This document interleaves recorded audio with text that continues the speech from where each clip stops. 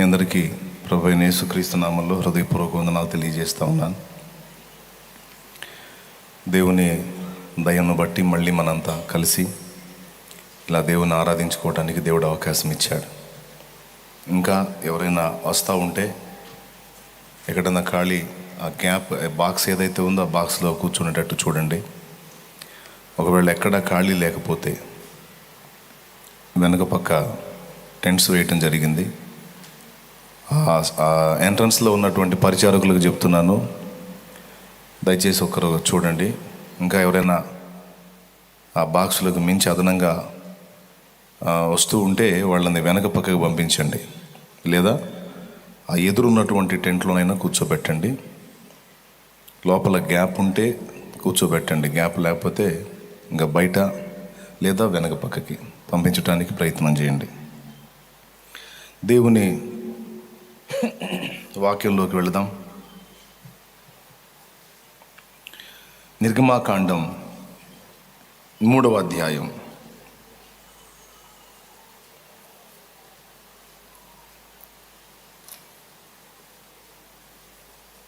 10-11 వచనాలని చూద్దాం.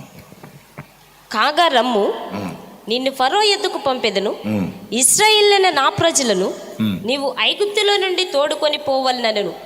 అందుకు మోషే, నేను ఫరో ఎద్దుకు వెళ్ళుటకును ఇశ్రాయేలులను ఐగుప్తులో నుండి తోడుకొని పోవుటకును ఎంతటి వాడునని దేవునితో అనగా, ఆయన, నిశ్చయముగా నేను నీకు తోడయ్యుందును, నేను నిన్ను పంపితిననుటకు ఇది నీకు సూచన. నీవు ఆ ప్రజలను ఐగుప్తులో నుండి తోడుకొని వచ్చిన తరువాత మీరు ఈ పర్వతం మీద దేవుని సేవించదరనెను. మోషే, చిత్తగించుము, నేను ఇశ్రాయేలు యొద్దకు వెళ్ళి వారిని చూచి మీ పితరుల దేవుడు మీ యొద్దకు నన్ను పంపినని వారితో చెప్పగా, వారు ఆయన పేరేమి అని అడిగిన ఎడల వారితో నేనేమి చెప్పవలనని దేవుణ్ణి అడిగెను. అందుకు దేవుడు, నేను ఉన్నవాడను అనువాడునై ఉన్నానని మోషేతో చెప్పెను. మరియు ఆయన, ఉండునను వాడు మీ యొద్దకు నన్ను పంపినని నీవు ఇశ్రాయేలుతో చెప్పవలనెను. చాలు.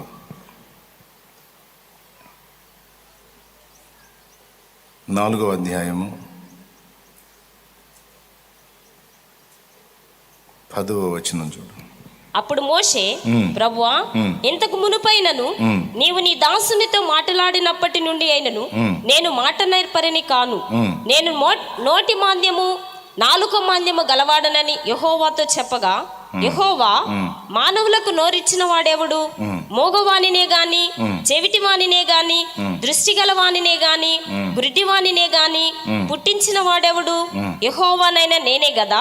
కాబట్టి వెళ్ళుము, నేను నీ నోటికి తోడయ్యుండి నీవు ఏమి పలుకవలసినది నీకు బోధించదనని అతనితో చెప్పెను. అందుకతడు, అయ్యో ప్రభువా, నీవు పంపదలిచిన వానినే పంపుమనగా ఆయన మోషే మీద కోపపడి, లేవీయుడగు. చాలు చాలు చాలు, చిన్న మాట ప్రార్థన చేసుకుందాం.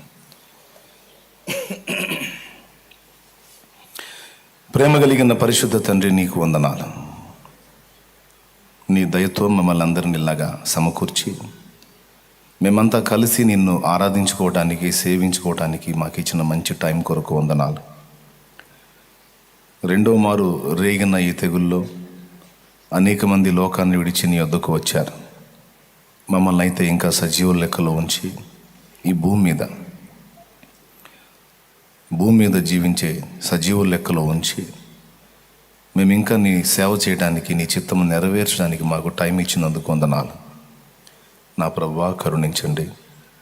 మాతో ఏం మాట్లాడాలని నిశ్చయించారో ఆ మాటలు మీ దాసుని నోట నుండి మాతో పలకండి. నీ దాసుడు మేము అందరం విని నేర్చుకున్నట్లు కృప చూపండి. ఉపదేశాన్ని అడ్డగింపు చూసే సైతాను, దయ్యపు శక్తులు, దురాత్మ, అంధకార శక్తులు నజరేయుడగు యేసుక్రీస్తు నామములో వాటిని బంధిస్తున్నాం.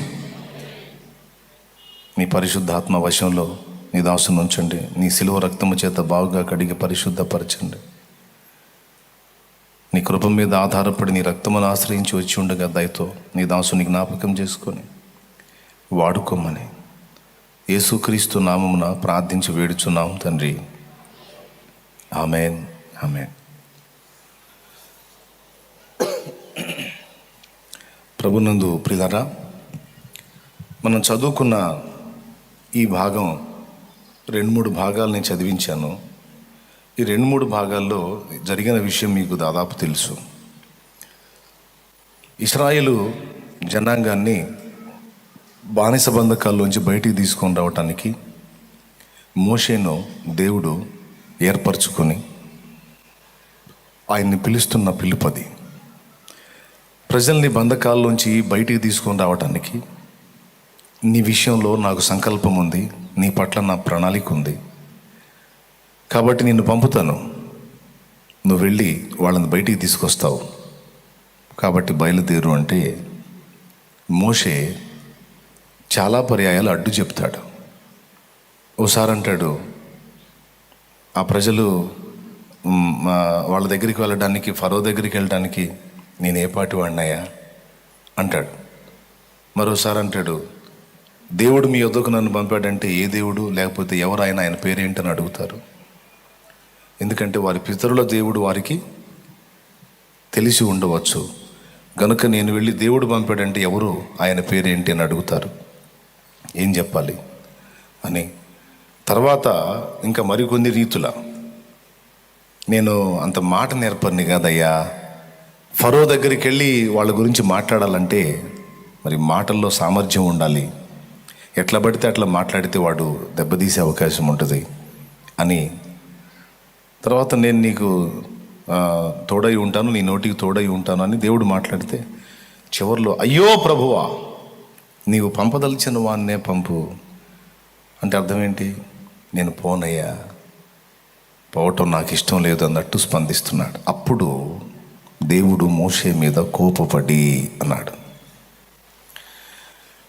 ఈ సందర్భాల్లో దేవుడు మోషేని ఆయన పని కొరకు పిలవడం, మోషే దేవుణ్ణి తిరస్కరించటం అనేది మనం చూస్తాం. చివరికి ఫస్ట్ సౌమ్యంగా మొదలుపెట్టిన దేవుడు చివరికి కోప్పడాల్సి వచ్చింది మోషే మీద. మోషే ఎందుకు అలా ప్రవర్తించాడో మనకు కొంచెం ఆశ్చర్యం కలిగించింది. దాదాపు 40 ఏండ్ల ఈడు గలవాడై ఉన్నప్పుడు ప్రజల్ని బయటికి తీసుకొని రావాలి, దేవుని పని చేయాలని ఆరాటంగా మొదలుపెట్టినవాడు ఈరోజు దేవుడే సాక్షాత్తు ఆయనకి దర్శనమిచ్చి, రావయ్యా నేను నిన్ను వాడుకుంటాను అని పిలిస్తే నేను రాను, నేను పోను అని మొరాయిస్తున్నాడు. ఒకవేళ ఈ అనేక మార్లు మోషే నేను రాను, నేను పోను అని మొరాయించిన దాన్ని బట్టి సరే అని వదిలేసి దేవుడు మరొక వ్యక్తిని చూసుకొని ఉంటే మోషే ఏమై ఉండేవాడు? ఇశ్రాయేలీయుడిగా పుట్టి ఐగుప్తీయుడిగా పెరిగి మిథ్యానీయుడిగా కన్నుమూసేవాడు. అంతేగా? అంతకుమించి ఇక మోషే చరిత్ర ఏముంది ఎవరికి తెలుసు. కానీ మోషేని ఏం చేయాలనుకుంటున్నాడో, మోషేని ఏ అంతస్తులో ఉంచాలనుకుంటున్నాడో, మోషేకి ఎలాంటి కృపను దేవుడు దాచాడో అది మోషేకి తెలియలేదు. దేవుడు అంత బ్రతిమాలి పిలుస్తుంటే మోషే కాదు అని తిరస్కరించడం మొదలుపెట్టాడు. 2 కారణాలు, భక్తులు చెప్పేటువంటి కారణాలు అనేకం ఉండొచ్చు. 2 కారణాలు ఎందుకు అలాగా మోషే స్పందించాడు. ఒకటి, నిజంగానే మోషే అమ్మో అక్కడికి వెళ్ళి అతనితో మాట్లాడి ఆ ప్రజల్ని తేవాలంటే అంత తేలికైన పని కాదు, కష్టతరమైన పని. అది నేను చేయడానికి నన్ను రమ్మని పిలుస్తున్నాడు, నా చేతన ఎక్కడ ఇద్ది అని భయపడి ఉండవచ్చు.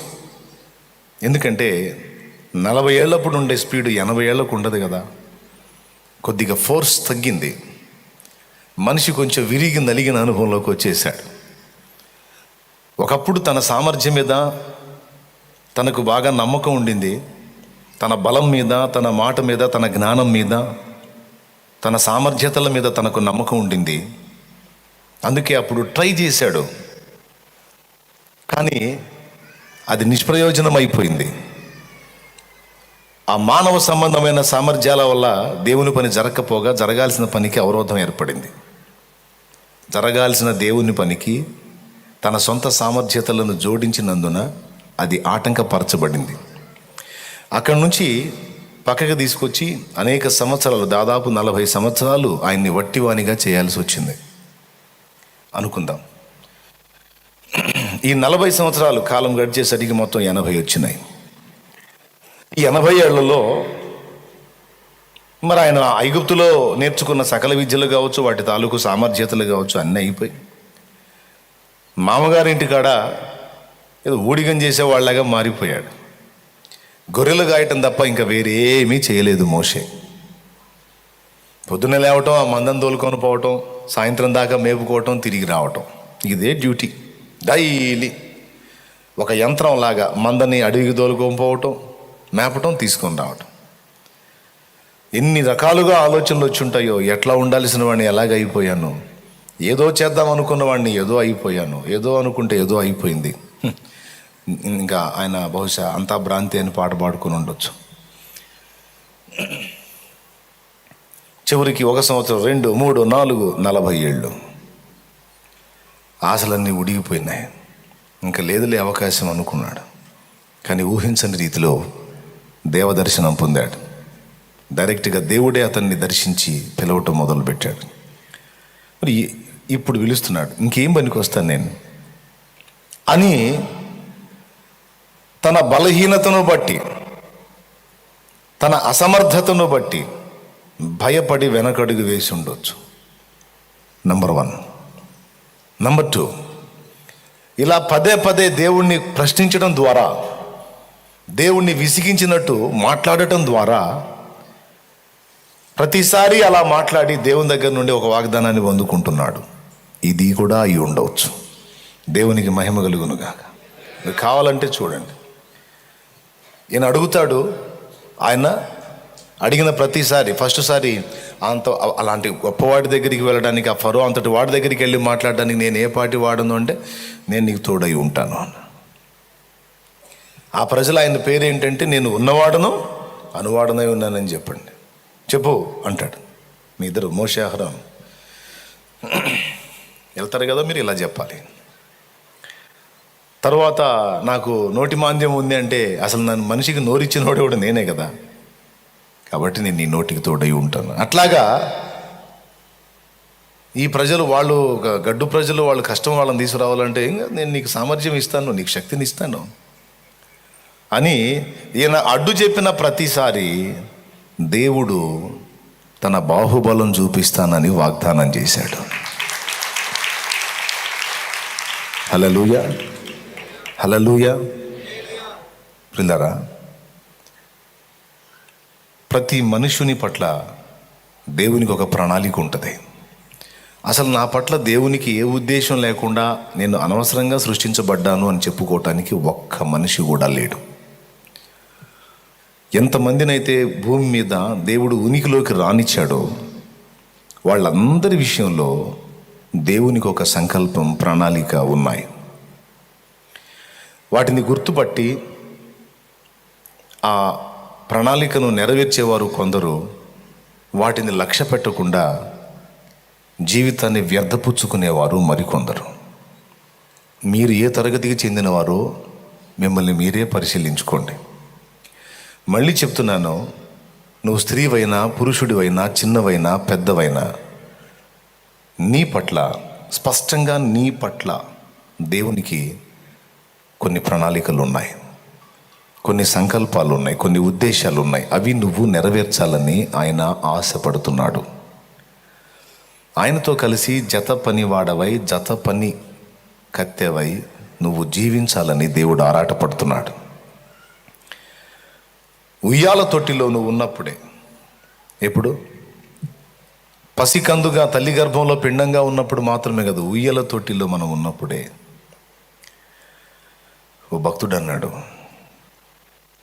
ఉయ్యాల తొట్టిలో మనం ఉన్నప్పుడే ఆయన మనకెళ్ళి చాలా ఆశగా చూసేవాడట. ఎందుకంటే మనకిచ్చినవేవో ఆయనకి తెలుసు. ఉయ్యాల తొట్టిలో పసిపాపగా మనం ఉన్నప్పుడే మన వైపు చూసి మురిసిపోయాడు ఆయన. ఎందుకు అంటే, ఈ బిడ్డ పెరిగి పెద్దయి నా చిత్తము నెరవేరుస్తాడు. ఈ బిడ్డ పెరిగి పెద్దదై నా సంకల్పం నెరవేరుస్తుంది అని మిగుల ఆశతో మనల్ని చూసి మురిసిపోయాడు. కానీ పెరిగి పెద్దయిన తర్వాత నిజంగా అదే జరిగితే ఆయనకి సంతోషం. ఒకవేళ అది జరగకుండా దానికి భిన్నమైన జీవితంలోకి మనం వెళ్ళిపోతే దేవుడు బాధపడటం, తలదించుకోవటం, దుఃఖపడటం అనేవి జరుగుతాయి. అందుకే మొట్టమొదటి విషయం చెప్పాను, దేవుడు నిన్ను సృష్టించిన దాని వెనుక ఒక ప్రణాళిక ఉంది. నీవు ఆయనతో కలిసి జత పని వానిగా, జత పని కత్తెగా నీవు ఉండాలనేది దేవుని కోరికే. ఒకవేళ మీరు ఈ భూమి మీద అలా అనుకుంటారేమో, ఈ భూమి మీద మాత్రమే కాదు, రేపు అక్కడికి పోయిన తర్వాత కూడా మనము యేసయ్యతో కలిసి పని చేయాలి. ఇది సంకల్పం, ఇది ప్రణాళిక. ఇక్కడ భూమి మీద కాదు, భూమి మీద కూడా ఆయన జత పని వారమే. ఇక్కడ అయితేనే అక్కడ కూడా కాగలుగుతాం. మళ్ళీ చెప్తున్నా, ఇక్కడ ఆయనతో కలిసి జత పని వారం అయితేనే అక్కడ జత పని వారం కాగలుగుతాం. ఏదైనా తోటలో ఆదాము హవ్వలు ఇద్దరిని దేవుడు నిర్మించిన తర్వాత వాళ్ళని ఒట్టిగా ఉంచాడా, పని చేయమన్నాడా? వాళ్ళకు కొన్ని పనులు అప్పచెప్పాడు. మొట్టమొదటిది, మీరు ఫలించి అభివృద్ధి నొంది భూమిని నిండించి విస్తరించి భూమిని నిండించి దాన్ని లోబరుచుకోండి. మొట్టమొదటిది వారు ఫలించాలి. రెండవది, వారున్న తోటని వారు సేద్యపరచాలి. చూడండి, దేవుడు ఇద్దరిని జతపరిచి ఖాళీగా ఉండమని చెప్పలేదు, వారిద్దరికి పని కల్పించాడు. రేపు పరమ ఏదెనులో కడపటి ఆదాము అంటే క్రీస్తు, ఆయన భార్య సంఘవధువు ఇద్దరిని సమకూర్చి ఖాళీగా ఉండండి అని చెప్పడు. ఆయన మనం కలిసి క్రొత్త సృష్టిని ప్రారంభించాలి. దేవుడు ఇక్కడ మనల్ని సిద్ధపరుస్తున్న సిద్ధపాటు ఒక్క ఈ లోకానికే కాదు, ఆ లోకానికి కూడా పనికొచ్చే విధంగా రెడీ చేస్తున్నాడు. కొంతమంది దీన్ని గ్రహించరు. మన పట్ల ఆయనకున్న ఆ ప్రణాళికలు, ఆ సంకల్పాలు నెరవేర్చుకోవడానికి పసిప్రాయము నుండి అనేక రకాల అనుభవాల్లో గుండా మనల్ని తీసుకెళ్ళి ఇక్కడికి అక్కడికి ఆయనతో కలిసి జత పని చేయున్నట్లు ఇక్కడికి అక్కడికి ఆయన మనల్ని సిద్ధపరుస్తూ ఉన్నాడు. హల్లెలూయా, హల్లెలూయా. కాబట్టి దీన్ని గుర్తుపట్టే వాళ్ళు ఎందరు ఉన్నారో వారు ధన్యులు. వాళ్ళు మోషే ఫలభరితమైన జీవితాన్ని స్వతంత్రించుకున్నట్టు స్వతంత్రించుకుంటారు. లేకపోతే ఏదో అనుకుంటే ఏదో అయినట్టుగా అయిపోతారు. ఎందుకంటే దేవుని యొక్క సంకల్పాన్ని గురించి అసలు ఆలోచించని వాడు, పట్టించుకొనివాడు దాన్ని నెరవేర్చడానికి ఎలా పూనుకుంటాడు? ఆ విషయంలో అసలు ఆలోచనే లేనివాడు దాన్ని ఎలా నెరవేరుస్తాడు? దాని విషయంలో ఆలోచన ఉంటే కదా నెరవేర్చడానికి కృషి చేసేది. నన్ను ఎందుకు పుట్టించాడు, అసలు నా వెనక ఆయనకు నా జన్మ వెనక ఆయనకున్న ఉద్దేశం ఏంటి, నాకు నేర్పుతున్న రకరకాల అనుభవాలు ఎందుకు నేర్పుతున్నాడు, వీటన్నిటి ద్వారా నేను ఏం చేయాలని ఆయన ఆశిస్తున్నాడు అనేది కనీసం లైఫ్లో ఒక్కసారైనా నిండు మనసుతో ఆలోచిస్తే అప్పుడు ఆయన ఎంటర్ అవుతాడు. లేకపోతే మోషే తిరస్కారాన్ని దేవుడు ఆమోదించి దేవుడు వెళ్ళిపోతే మోషే ఎలా మిగిలిపోయేవాడని చెప్పుకున్నాం ఇందాక. ఇశ్రాయేలీయుడిగా పుట్టి ఐగుప్తీయుడిగా పెరిగి చివరికి మిథ్యానీయుడిగా తన యాత్ర ముగిసిపోయేది ఎవరికీ తెలిసేది కాదు. చూడండి, మోషేని దేవుడు పిలవటం వెనక ఇశ్రాయేలు జనాంగం యొక్క విమోచన మాత్రమే కాదు, తన దాసుని యొక్క ధన్యకరమైన జీవితం తర్వాత రాబోతున్నటువంటి సార్వత్రిక సంఘానికి దృష్టాంతంగా దీవెనకరంగా ఉండునట్లు దేవుడు మోషేని ఆశీర్వదించాడు. ఆ అద్భుతమైన ఆశీర్వాదాన్ని స్వతంత్రించుకుంటూ కానీ రానాయన అంటే ఈయనేమో నేను రాను మొర్రో అని మొరాయిస్తాడు. ఎంత వెరితనం! ఒక మోషేనే కాదు, ఈరోజు చాలామంది ఆ టైప్ వాళ్ళు ఉన్నారు.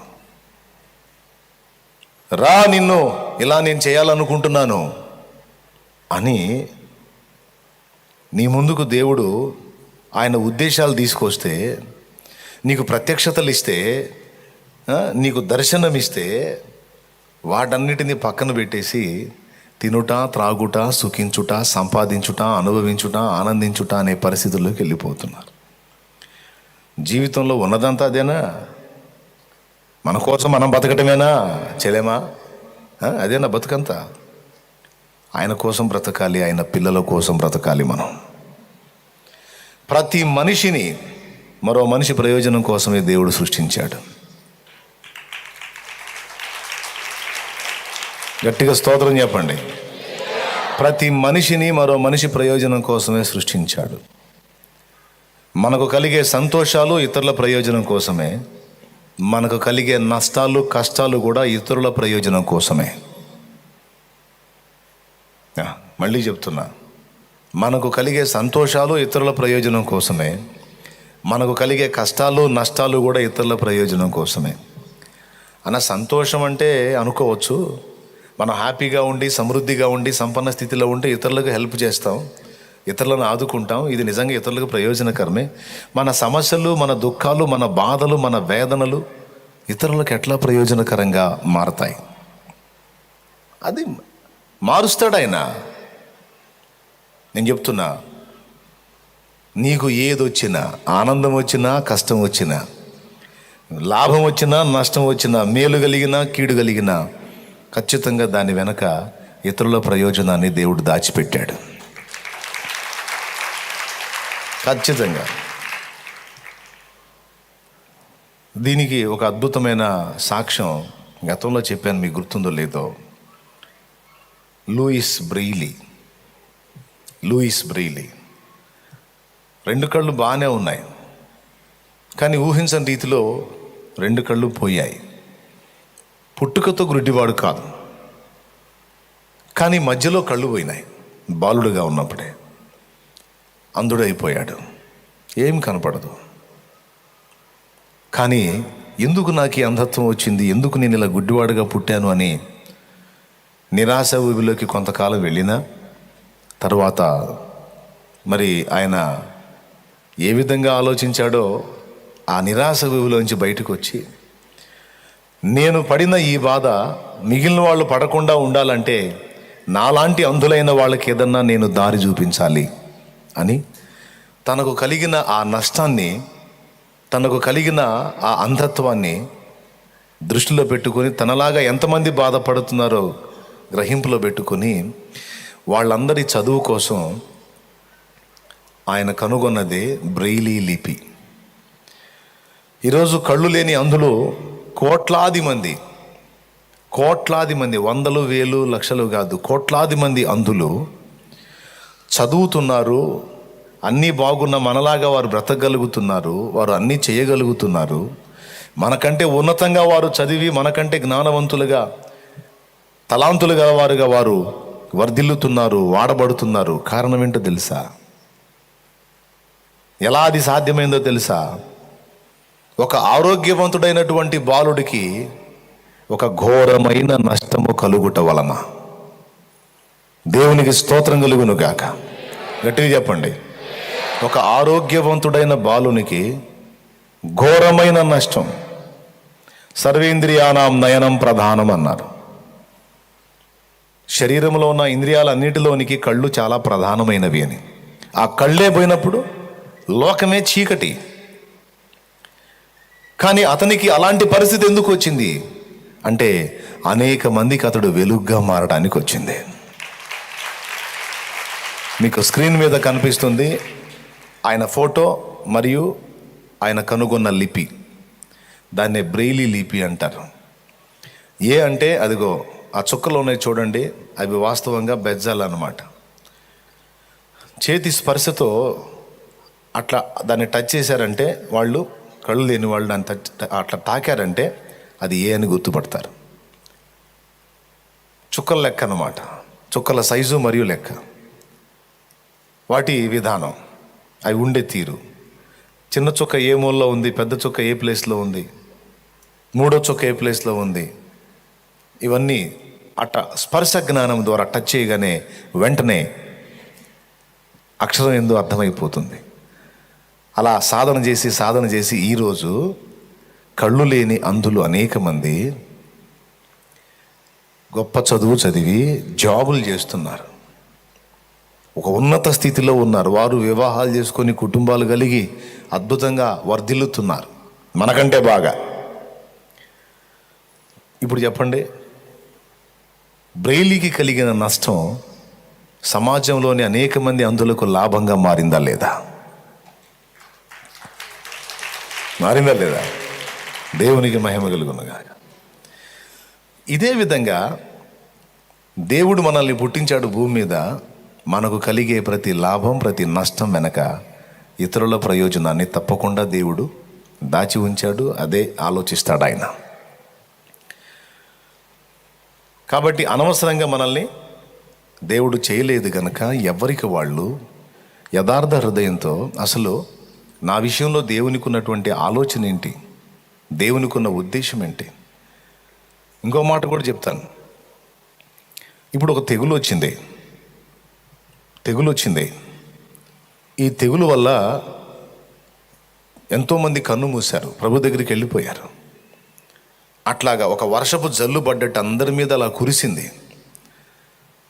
కురిసిన జల్లు కొంతమందిని అసలు భూమి మీద లేకుండా తీసుకెళ్తే నిన్ను ఏమీ చేయలేదు, నువ్వు క్షేమంగా ఉన్నావు, నువ్వు బ్రతికున్నావు, ఆరోగ్యంగా ఉన్నావు, సజీవురాలిగా ఇంకా భూమి మీద ఉన్నావు. నిద్రించిన వారిలో చేర్చబడలేదు, మృతులలో నువ్వు చేర్చబడలేదు. ఎందుకు? కారణం ఏమై ఉంటుంది? ఇప్పుడే కాదు, ఒకసారి జీవితంలో గతంలో కూడా వెనక్కి తిరిగి చూసుకోను. ఎన్నోసార్లు మరణకరమైన అపాయములు నీకు నాకు ఎదురయ్యాయి. చావు చాలా సమీపంలోకి వచ్చింది. ఇక ఆశ లేదు, చచ్చి తీరతాం అంతే అన్న పరిస్థితి కూడా వెళ్ళాం. కానీ చావు లేదు, బతికే ఉన్నాం. గతంలో విషయాలన్నీ పక్కన పెడితే ఇప్పుడున్న తెగులు ఎంతోమందిని దెబ్బతీస్తే నిన్ను నన్ను ఏమీ చేయకుండా ఇంకా కాపాడి ఇంకా మనం సజీవ లెక్కలో ఉండటానికి కారణం ఏంటో తెలుసా? మోషే ముందు నడుస్తుంటే మోషేకి ఏమీ కాకుండా అదృశ్య రూపంలో మోషేకి తోడై ఉన్న దేవుని హస్తం మోషే భద్రతకు కారణమైతే ఈరోజు మనం ప్రపంచం మీదకి వచ్చిన ఈ తెగులలో చావకుండా నిలిచి ఉండటానికి మొట్టమొదటిది మన ద్వారా జరగవలసినటువంటి కార్యములు ఉన్నాయి. రెండవది అవి నెరవేర్చడానికి మనము చావకుండానట్లు దేవుని రక్షణార్థమైన బాహువు మన వెంట తోడుగా ఉంది.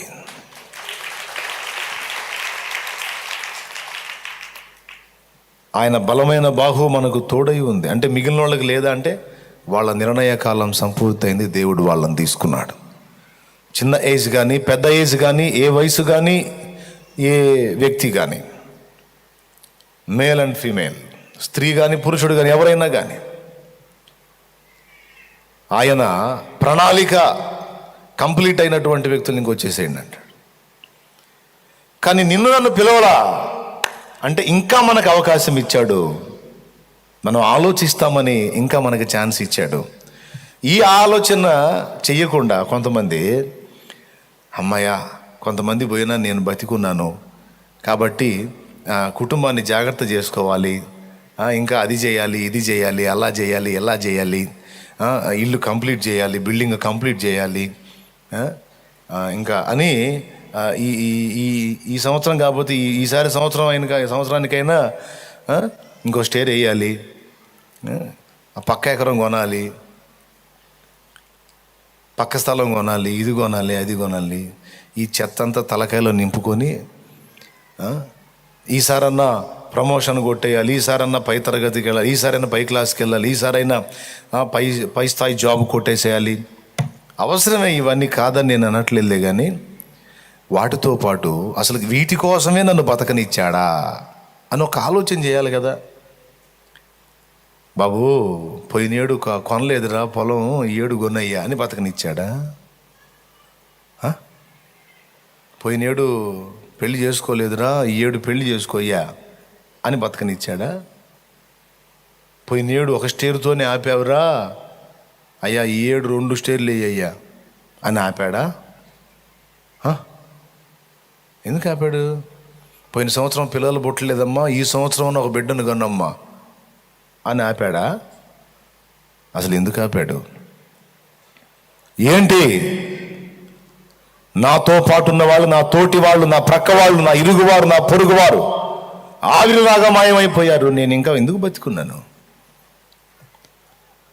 వాళ్ళని సమీపించిన అదే తెగులు నా మీదకి వచ్చి నన్ను ఏమీ చేయలేకపోయింది.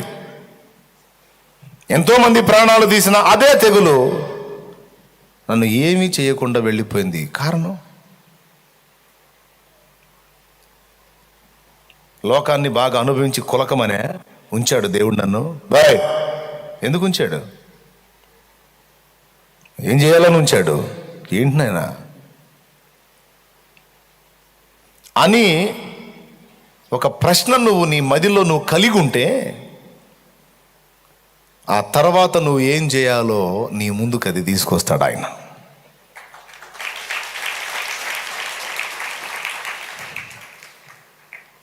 నేను చెప్పే విషయాలు దయచేసి నిర్లక్ష్యం చేయొద్దు. నిర్లక్ష్యం చేస్తే మిథ్యాను బతుకులు అయిపోతాయి. నిర్లక్ష్యం చేయకుండా మీరు కొంచెం నేను చెప్పింది సీరియస్గా ఆలోచిస్తే మోసే జీవితం అవుతుంది. ప్రజెంట్ మోసే జీవితం. లేకపోతే ఏదో అనుకుంటే ఏదో అయిపోయినట్టు అయిపోయింది జీవితం. ఏంటయ్యా ఎందుకు నన్ను ఉంచావు? నన్ను పుట్టించిన కారణం ఏంటి? ఎన్నోసార్లు చావుగోతులో నుండి నన్ను బతికించిన కారణం ఏంటి? ఇప్పటికిప్పుడు ప్రపంచాన్ని ముంచెత్తి ఎంతోమంది ప్రాణాలను బలిగొన్నటువంటి ఈ తెగులు చేతిలో పడకుండా నన్ను బతికించడానికి కారణం ఏంటయ్యా అని కనీసం ఇక్కడైనా అడగాలి. స్తోత్రం చెప్పండి అందరు గట్టిగా, చెప్పండి గట్టిగా, చెప్పి ఇంకోసారి. కనీసం ఇకనైనా అడగాలి.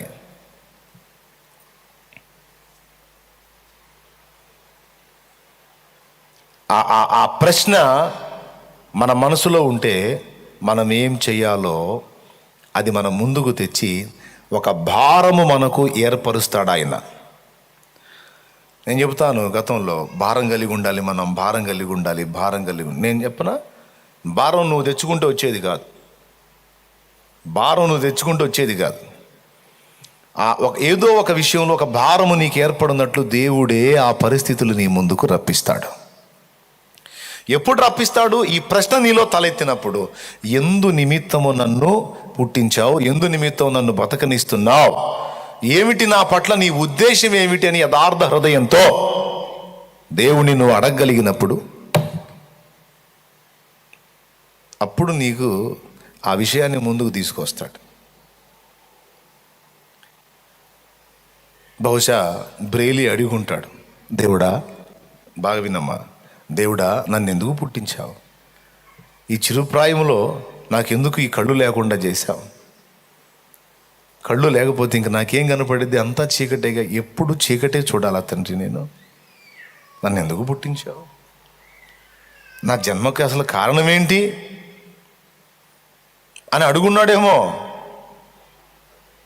ఉద్దేశం ఏంటో అతనికి అర్థమయ్యేటట్టు దేవుడు చేశాడు, ఆలోచన అతనికి తీసుకొచ్చాడు. మీకు ఒక మాట చెప్తానండి, నా హృదయంలో దేవుడు భారాన్ని ఎలా కలిగించాడో తెలుసా? మీకు కూడా అంతే కలిగిస్తాడు. ఎలా కలిగించాడో చెప్తా. నేను దేవుల్లోకి వచ్చిన తర్వాత, మారు మనసు పొంది రక్షణ పొందిన తర్వాత చర్చికి వస్తూ ఉన్నాను. చర్చికి వస్తూ ఉన్నప్పుడు తరచుగా రక్షణ లేకుండా భయంకరమైన పాపంలో, అంధకారంలో ఏం చేస్తున్నారో, ఎటు పోతున్నారో కూడా అర్థం కాకుండా పాడైపోతున్నటువంటి అనేక మందిని నా కళ్ళ ముందుకు తరచుగా తీసుకొస్తూ ఉండేవాడు దేవుడు. వాళ్ళని చూసినప్పుడు నేను వాక్యం వింటున్నాను. పాపం యొక్క తీవ్రత, పాపం యొక్క ప్రభావం, దాని ఫలితంగా వీడు ఎంత ఘోరమైన పరిస్థితికి వెళ్ళబోతున్నాడో ఆ విషయాలన్నీ నాకు మనశ్శాంతి ఉంచేవి కాదు. ఎవరో ఒకళ్ళు వస్తూ ఉండేవాళ్ళు, ఏదో ఒక వ్యసనంలోనో, ఏదో బలహీనతలోనో, ఏదో పాపంలోనో. ఈ మైక్ తీసి ఇంకో మైక్.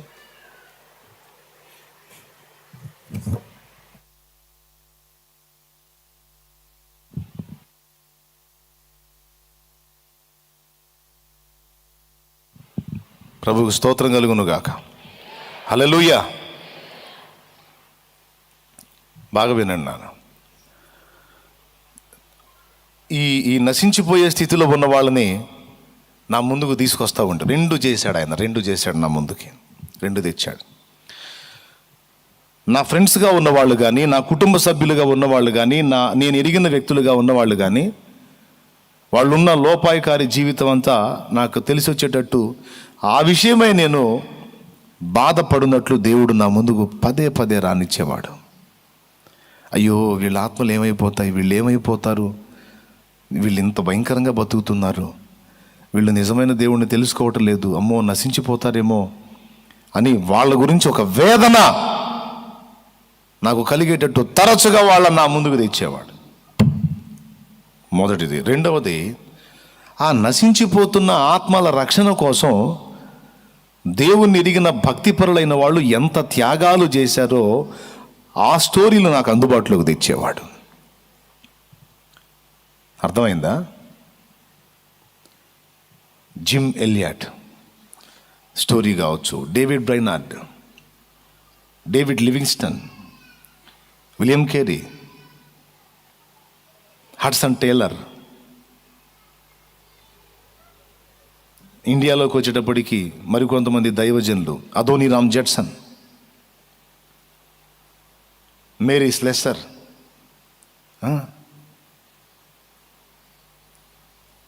పండిత రామాభాయ్. అట్లా స్త్రీలలో కొన్ని స్టోరీస్, పురుషుల్లో కొంతమంది స్టోరీలు. వీళ్ళల్లో కొంతమంది మిషనరీలుగా వెళ్ళి నశించిపోతున్న ఆత్మల కోసం తమ ప్రాణములను కూడా బలిపెట్టారు. వాళ్ళ స్టోరీస్ విన్నప్పుడు నాకు అనిపించేది, ఎందుకు వీళ్ళు ఇంత పని చేశారు, వీళ్ళకి ఏమన్నా పిచ్చా, ఎందుకు ఇలా అయిపోయారు అని మొదటిసారి విన్నప్పుడు ఆవేదన చెందిన తర్వాత మళ్ళా ఆ స్టోరీ నాకు వినబడినప్పుడు నా మనసులో ఒక ఆవేదన కలిగేది ఏంటంటే, దేవుని ప్రేమించి, పొరుగువాని ప్రేమించి, నశించిపోతున్న ఆత్మల రక్షణ కొరకు వారిని ప్రేమించి, వీరు తమకు కలిగిన సమస్తముతో పాటు తమ ప్రాణమునే పెట్టారే, వీరు తమకు కలిగిన సమస్తంతో పాటు తమ ప్రాణమునే పెట్టారే, మరి నేనేం చేస్తున్నా? ఒక ప్రశ్న పదే నా ముందుకు వచ్చేటట్టు చేశాడు. ఇప్పుడు ఏమి ఏర్పడి ఉంటుందో చూడండి ఇక నా మైండ్లో. దేవునికి స్తోత్రం కలుగును గాక. హల్లెలూయా. వాళ్లే కాకుండా ఓసారి హైదరాబాద్లో నేనున్నప్పుడు ఒక దైవజనుడు, ఒక ఆయన సాల్మన్ అన్న దగ్గరకు వచ్చారు. వచ్చి వారు సేవ చేసేటువంటి ప్రదేశంలో వారి పట్ల అక్కడ ఉన్నటువంటి మతోన్మాదులు ఎంత క్రూరంగా వ్యవహరించారో, ఎంత దుర్మార్గం చేశారో వారిని ఆ స్టోరీ అంతా వివరిస్తున్నాడు. నేను అవి వింటా కన్నీళ్ళు పెట్టుకుంటా ఉన్నా. అంతా అయిపోయిన తర్వాత, మరి మీరు అక్కడి నుంచి వచ్చేసారా బ్రదర్ అంటే, లేదు బ్రదర్, మా అవయవాలను కోల్పోవటయే కాదు, మా ప్రాణము కోల్పోవునంత వరకు మేము అక్కడి నుంచి రాదలుచుకోలేదు.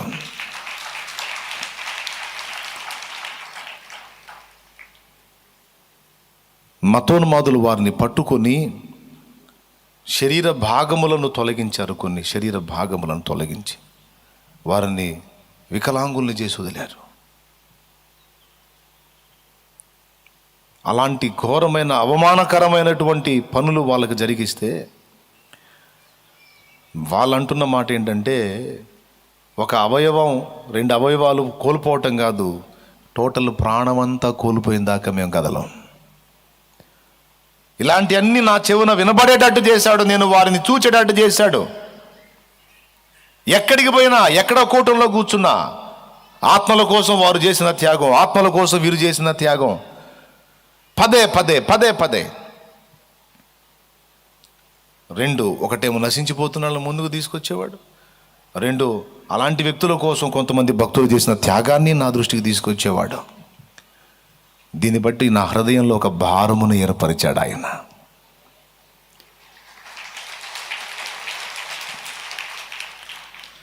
కొంతమంది ముందుకు తీసుకొచ్చిన వాళ్ళు లక్ష్య పెట్టినప్పుడు దేవుడు వారికి భారమును ఏర్పరచలేడు. కొంతమంది ముందుకు తీసుకొస్తాడు. చూడండి, ఇదిగో ఈ పరిస్థితి చూడు, నా కుమారి, నా కుమారుడు, ఈ పరిస్థితి చూడు, ఈ బిడ్డ చూడు ఎలా అయిపోయాడో, ఈ బిడ్డ చూడు ఎలా అయిపోయిందో. వీరిని పట్టించుకునేవారు ఎవరు? వీరి ఆత్మలకు జవాబుదారి ఎవరు? చూడమ్మా, చూడయ్యా అని పాడైపోతున్న, పతనం అయిపోతున్న, శాపగ్రస్తమైపోతున్న, నరకానికి పరుగులెత్తుతున్న జీవితాలని కొంతమంది ముందుకు తీసుకొస్తే అసలు ఏం చీమగుట్టినట్టు కూడా లేకుండా పట్టించుకోరు. పట్టించుకోనప్పుడు, వారి విషయంలో ఆవేదన లేనప్పుడు, వారి విషయంలో స్పందన లేనప్పుడు దేవుడు వారికి భారం పెట్టలేడు. అందరి ముందుకు ఇవి రప్పిస్తాడు. ఎవరైతే స్పందిస్తారో వారికి ఆ భారాన్ని ఏర్పరుస్తాడు. అర్థమైందా?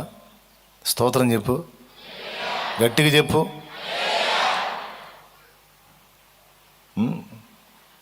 ఇక భారం పెట్టయ్యా అని నువ్వు అడిగితే భారం పెట్టడు. కొంతమంది నాకు భారం పెట్టయ్యా అని ప్రార్థన చేస్తారు. ఏం పెట్టాలి భారం? ఏం భారం పెట్టాలా?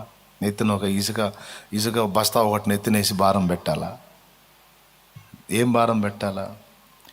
ఇశ్రాయేలు జనాంగం యొక్క విమోచన విషయములో 2 గుండెలు బలంగా కొట్టుకున్నాయి. ఒకటి మోషే గుండె అయితే 2 యెహోషువ గుండె. తెలుసా మీకు? ఒకటి మోషే గుండె, 2 యెహోషువ గుండె. మోషేని చూశాడు. మోషే హృదయంలో ఉన్న ఆరాటం తెలుసు దేవునికి. వెళ్తాడులే కానీ నా దగ్గర నుండి అన్నీ పొందుకోవటానికి వేషాలన్నీ వేస్తున్నాడులని నోర్మై పదా అని చివరికి గద్దించాల్సి వచ్చింది. తెలుసు మోషే వస్తాడని. ఎందుకంటే మోషే గుండె మండుతుంది తన జాతి ప్రజల రక్షణ కొరకు, తన ప్రజల విమోచన కొరకు, వారిని బంధకాల్లోంచి బయటికి తెచ్చుట కొరకు. మోషే గుండెలో మంట చల్లారలా, అది మండుతానే ఉంది. దానికి సంబంధించిన సామర్థ్యాలు మాత్రం నిష్ఫలమైనట్టుగా అయిపోయాడు. కానీ ఆ ఆరాటం, ఆ గుండె మంట మాత్రం ఆరలా. ఆ విషయంలో మోషేకి భారం ఉందన్న సంగతి దేవుడికి తెలుసు. అందుకే ఇశ్రాయేలు జనాంగంలో లక్షలాది మంది ఉండగా అందరినీ వదిలిపెట్టి, అసలు ఇశ్రాయేల్లోనే, ఆ జనాంగంలోనే లేకుండా, ఐగుప్తులోనే లేకుండా ఎక్కడో మిద్యానుకు పరారైపోయిన మోషేని వెతుక్కున్నాడు. ఎందుకో తెలుసా? ఆ భారం మోషేలో కనపడింది. ఆ మోషేని లైన్లో తీసుకొచ్చి అతనికి శిష్యుడిగా యెహోషువను జోడించాడు. కారణం ఏంటో తెలుసా? మోషే తర్వాత అంతటి భారం యెహోషువలో కనపడింది. 40 దినాలు మోషే కొండ మీద ఉంటే యెహోషువ కొండ కింద ఉన్నాడు. మోషే ఏమీ తినలేదని ఉంది, మరి యెహోషువ తిన్నాడా? చూడండి, మోషే ఏమీ తినలేదని ఉంది, యెహోషువ తిన్నాడని ఉందా? ఇప్పుడు దేవుని ఆజ్ఞలు తీసుకొని రావటానికి వెళ్ళాడు. 32వ అధ్యాయము నిర్గమకాండము, మీకు తెలిసిన స్టోరీయలే. వాళ్ళు దూడం చేసుకొని గంతులేస్తున్నారు. మోషే కొండ దిగినప్పుడు అక్కడ ఎవరున్నారు? యెహోషువ ఉన్నాడుగా. ఫోన్ చేశాడండి, యెహోషువ ఎక్కడున్నా? యెహోషువ ఎక్కడున్నారు రాయా? కొండ దగ్గర రా, వస్తున్నాను, బండి తీసుకొని రా అని ఏమైనా ఫోన్ చేశాడా?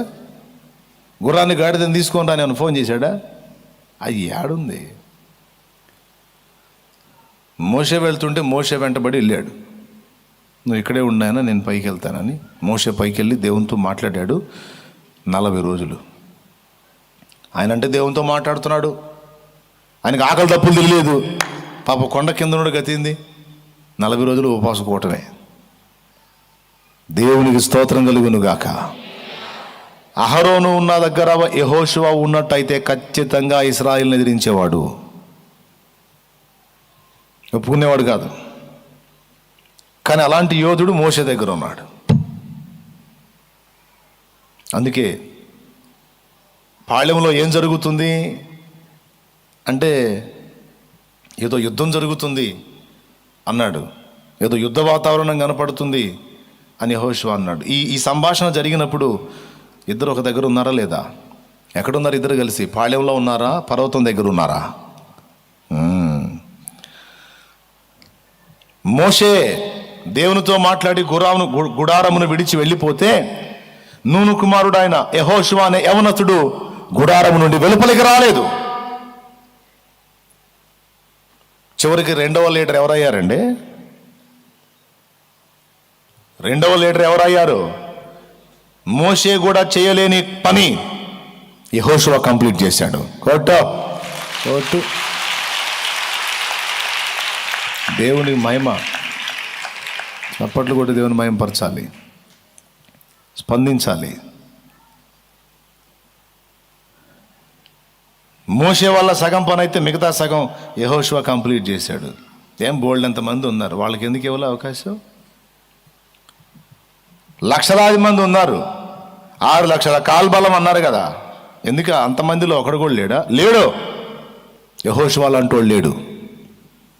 ఉన్నారు, ఉండటానికి గుంపు చాలామంది ఉన్నారు, కానీ విషయం లేనోళ్ళు, భారం లేనోళ్ళు, పట్టుదల లేనోళ్ళు, బాధ్యత లేనోళ్ళు, ఆసక్తి లేనోళ్ళు. సంఖ్యకైతే చాలామంది ఉండొచ్చు, కానీ యెహోషువ ఒక్కడే ఉన్నాడు. ఎందుకని ఆ భారాన్ని యెహోషువకి ఎందుకని దేవుడు ఏర్పాటు చేశాడంటే, మోషే తర్వాత అంతటి ఆసక్తి తన ప్రజల విడుదల కొరకు ఒక యెహోషువ గుండె మండింది. అది చూసి ఆ భారాన్ని ఎక్కువ చేశాడు యెహోషువకి. మనకున్న ఆసక్తిని బట్టే దేవుడు మనకు భారాన్ని ఇస్తాడు. ఏం చేస్తాడు? మనకున్న ఆసక్తిని బట్టే దేవుడు మనకు భారాన్ని ఇస్తాడు. మన దగ్గర ఆసక్తి కనపడకపోతే భారాన్ని దేవుడు ఇవ్వలేడు. పౌల్లో ఆసక్తి ఉంది, అందుకే భారాన్ని ఇచ్చాడు.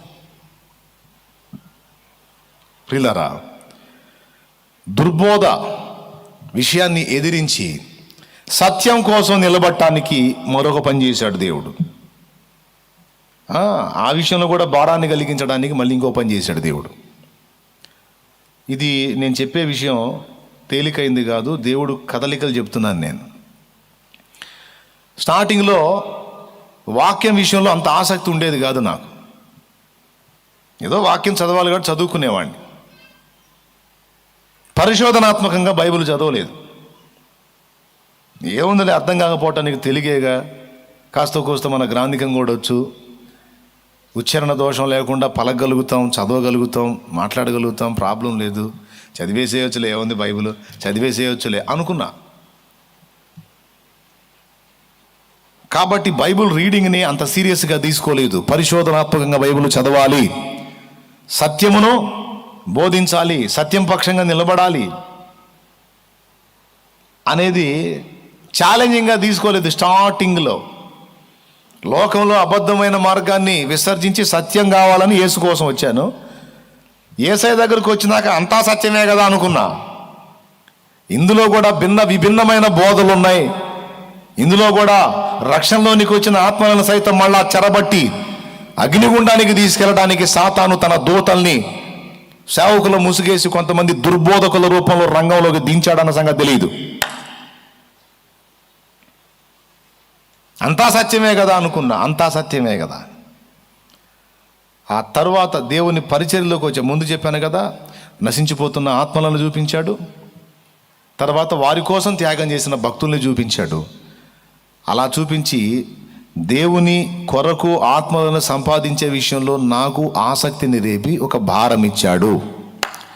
నా మీద ఎందుకు చెప్తున్నానంటే నేను మొనగాడినని కాదు, మరి ఇంకెవరి మీద పోల్చి చెప్పాలి, నేనే కదా మీకు తెలిసినండి. అందుకని ఎంతమందికి అర్థమవుతుంది నేను చెప్పేది? మనకు అసలు భారాన్ని దేవుడు ఎలా ఏర్పరుస్తాడన్న పాయింట్ చెప్తున్నాను నేను. రెండవది, దుర్బోధ ఒకటి ఉంది, సత్యబోధ ఒకటి ఉంది. మనం సత్యం పక్షంగా నిలబడాలి, దుర్బోధను ఎదిరించాలి అన్న సంగతి స్టార్టింగ్ అవగాహన లేదు. ఉన్నదంతా బైబిల్ ఒక్కటే, ఉన్నదంతా సత్యమే, క్రైస్తవులందరూ ఒక్కటే, అంతా ఒక్కటే అనుకున్నా. ఇందులోకి వచ్చిన తర్వాత ఎన్ని డినామినేషన్స్ ఉన్నాయో, ఏ డినామినేషన్ బోధ ఏమిటో, ఇందులో మంచి ఎన్నో, ఇందులో తప్పుడు బోధలు ఎన్నో ఎరుగలేదు. తీరా ఆత్మల భారంతో సేవకు వచ్చా కదా, దేవుని పనికి వచ్చా కదా, దేవుని పని చేయాలనుకుంటున్నాను కదా, ఈ పనికి ఇంకా కొద్ది నెలలకి నేను వస్తాననగా ముందు నుంచే తప్పుడు బోధ చేసే బ్యాచ్ని, తప్పుడు బోధ చేసే పర్సన్స్ని నా ముందుకు వచ్చేటట్టు చేశాడు. అంటే సత్యం కొరకు మళ్ళా భారం కలిగిస్తానికి దేవుడు పూనుకున్నాడు. అర్థమైందా? వాళ్ళు నా ముందుకు వచ్చేటట్టు చేశాడు. తడవకు ఒకడు వచ్చేవాడు యేసు దేవుడు కాదన్నాడు. వీడెవడురా యేసు దేవుడు కాదంటాడు? మరి యేసు దేవుడు కాకపోతే ఎవరంటే యేసు మానవుడు, యేసు సామాన్యుడు, యేసు ప్రవక్త, దేవుడు కాదు అన్నాడు. ఈ మైండ్లో పడింది, యేసు దేవుడు కాదేంది? బైబిల్లో యేసు దేవుడని ఉంది కదా, ఎక్కడుంది అన్నాడు. వామ్మ, ఎక్కడుంది? ఎక్కడుంది? ఉంటే చూపించు. యేసు ఎక్కడన్నా నేను దేవుడిని చెప్పుకున్నాడని చూపించు అంటే, దేవుడని చెప్పుకోకపోవటం ఏంటి అని మళ్ళా మత్తయి సువార్త, లూకా సువార్త, మార్కు సువార్త, యోహాను సువార్త, 4 సువార్తల్లో యేసు మనుష్య కుమారుడు అని ఉంటుంది, దైవ కుమారుడు అని ఉంటుంది. యేసు తనను తాను దేవుడు అని చెప్పుకున్నట్టు కనపడదు, పక్కగా ఆ నోటు కనపడదు. కొంప మునిగింది. అసలు వీడేంది డైరెక్ట్గా యేసు దేవుడు కాదని బోధిస్తున్నాడు? యేసు దేవుడని కదా నేను నమ్మింది, వీడేంటి యేసు ఒట్టి ప్రవక్త అని మాత్రమే అంటున్నాడు? దేవుడు యెహోవా, యేసు కాదు. యేసు మానవుడు, అయితే గీతో ప్రవక్త, అంతేగాని దేవుడు కాదు. అరే రే రే, ఇక నేను బైబిల్ ముందేసుకొని ఇక వెతకటం మొదలుపెట్టా. తర్వాత ఇంకొకడు, ఆత్మాభిషేకం లేదు. తర్వాత ఇంకొకడు, అపోస్తల కార్యం 2వ అధ్యాయంలో పరిశుద్ధాత్మ అభిషేకం మీదకి వచ్చినప్పుడు అపోస్తలులు ఆ గదిలో ఉన్న వాళ్ళు అనేకులు భాషలు మాట్లాడారు. అవి చుట్టూ ఉన్న వాళ్ళకి అర్థమైనాయి. మరి ఇప్పుడు కూడా అలా మనవాళ్ళు భాషలు మాట్లాడుతున్నారు లబోదిబో అని.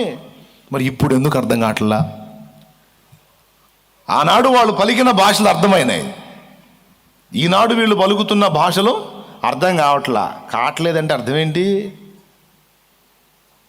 ఇది ఒక వేషం. అన్య భాషలు అనే పేరుతో ఏదో నోటికొచ్చినాయి అని మాట్లాడుతూ అదేమంటే భాషల వరం ఉందని బిల్డప్. ఇదొక మోసం, ఇదొక వేషం, నిజం కాదు. భాష లేదు, ఏం లేదు, అప్పుడే ఆగిపోయినాయి కృపావరాలు. భాషలు ఉన్నట్టయితే మరి అప్పుడు అర్థమైనాయి, ఇప్పుడు ఎందుకు అర్థం కావట్లా? అపోస్తల కార్యం 2లో ఉంటుంది ఆ మాట. వీరు మన స్వభాషలో, మన స్వదేశ భాషలలో దేవుని మహిమపరచుట మనం వినుచున్నాము, ఇదేమి అని వారు విభ్రాంతి నొంది ఆ సూచక క్రియను చూసి పేతురు బోధ విని హృదయమందు పొడవబడిన వారై 3,000 మంది బాప్తిస్మం పొందారు. ఆనాడు వాళ్ళు ఎన్ని రకాల భాషలు మాట్లాడారు? 14-15 రకాల భాషలు మాట్లాడారు, అందరికీ అర్థమైంది. మరి ఇప్పుడు ఎందుకు అర్థం కావట్లా అని ఒకడు వచ్చాడు. మరి ఇది నిజమే కదా, ఇదేదో కరెక్ట్గానే ఉన్నట్టు ఉంది కదా. అని ఇలాగా ఒక్కొక్కడు తగలటం. ఇక 4-5 తగిలారు గట్టిగా. ఇక అప్పుడు బైబిల్ పట్టుకున్నా. దేవునికి స్తోత్రం కలుగును గాక. హల్లెలూయా. అంటే ఏంది? అంతకుముందు అంత భారం లేదు వాక్యం విషయంలో, అంతా సత్యమే, ఏం పర్వాలేదు దాన్ని. తడవకొకడు వచ్చి వాడి బుర్రకు దోచింది చెబుతుంటే నా బుర్ర పోతుంది. దేవుని కృప. 1-2 డోసుల్లో చచ్చినట్టు వాక్యాన్ని చదవాల్సిందే, భిన్న బోధలు ఉన్నాయని అర్థమైందో ఇక ఆసక్తి స్టార్ట్ అయ్యి ఇక వాక్యం చదవటం మొదలుపెట్టా. దేవా, సత్యమే నేను నేర్చుకోవాలి, సత్యమే బిడ్డలకు బోధించాలి. మరి ఇప్పుడు ఈ సత్యం నాకు ఎట్లా దొరికిద్ది? ప్రసంగిలో ఉంది, సత్యం అన్నది బహు దూరముగాను లోతుగాను ఉన్నది, దాన్ని పరిశీలించి కనుగొనగలవాడెవడు అన్నాడు. అధ్యాయం వచ్చిన మీరు తీస్తారా? దమ్ముంటే 3 అంకెలు లెక్క పెడతా. 1,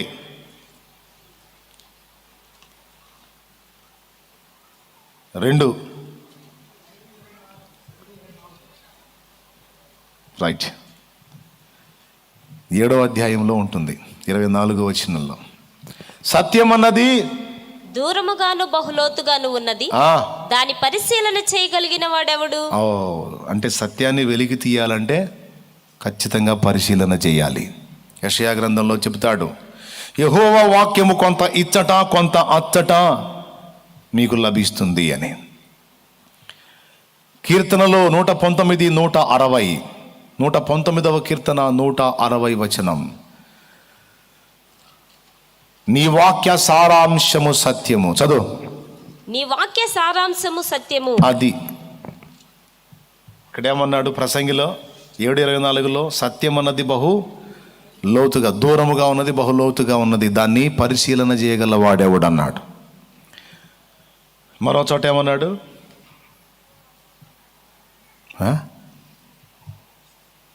ఏమన్నాడా? ఇప్పుడే చెప్పా కదండి. దానికి ముందు యెహోవా వాక్యము కొంత ఇచ్చట కొంత అచ్చట మనకు లభిస్తుంది. అదంతా సమకూర్చి అంతటినీ ఏకపరిచి ఒక సారాంశము తీస్తే అది సత్యం. యోహాను సువార్త 17లో నీ వాక్యమే సత్యము అన్నాడు యేసయ్య. నీ వాక్యమే సత్యము, నిజమే. 119 కీర్తనలు 119, 160 వచనం. అందులో ఏమన్నాడు? వాక్య సారాంశము సత్యం. సారాంశం అంటే ఏంటి?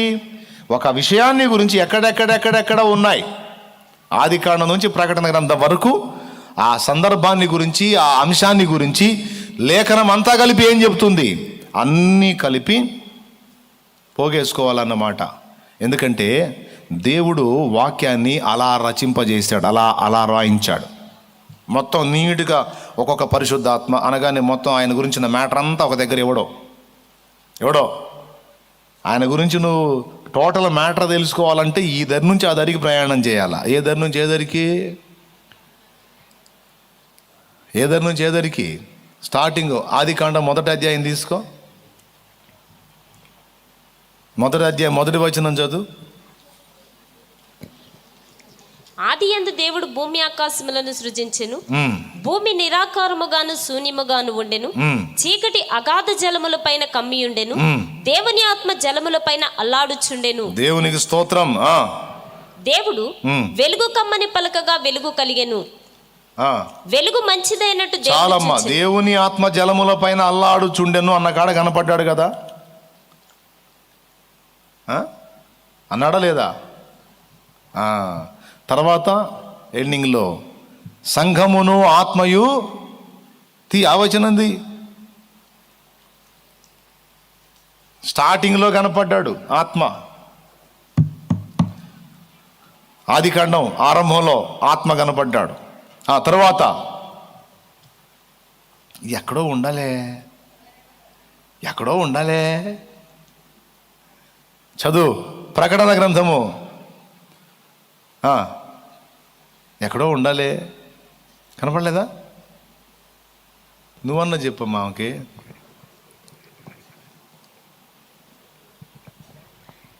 ఆత్మయ్య పెళ్లి కుమార్తెయు రమ్మని చెప్పుచున్నారు. ఎక్కడున్నారు? ప్రకటన గ్రంథం 22:17. నువ్వు కళ్ళజోడు పెట్టుకుని కూడా నువ్వు సరిగ్గా చూడకపోతే ఎట్లమ్మా నువ్వు? దేవునికి స్తోత్రం కలుగును గాక. బైబిల్ మొత్తంలో చివరి పుస్తకం ఏది? చివరి అధ్యాయం ఏది? ప్రకటన గ్రంథము 22 చివరి అధ్యాయము, చివరి పుస్తకం ప్రకటన గ్రంథం. అందులో వచనం ఏదమ్మా? 22:17. దేవునికి స్తోత్రం కలుగును గాక. స్టార్టింగ్లో ఆత్మ కనపడుతున్నాడు, చివరిలో కూడా ఆత్మ కనపడుతున్నాడు. ఇప్పుడు ఆత్మను గురించి తెలుసుకోవాలంటే ఎక్కడో ఒక వచనం 2 వచనాలు తీసుకొని ఇదే పరిశుద్ధాత్మను గురించిన సంగతి అంటే తప్పు.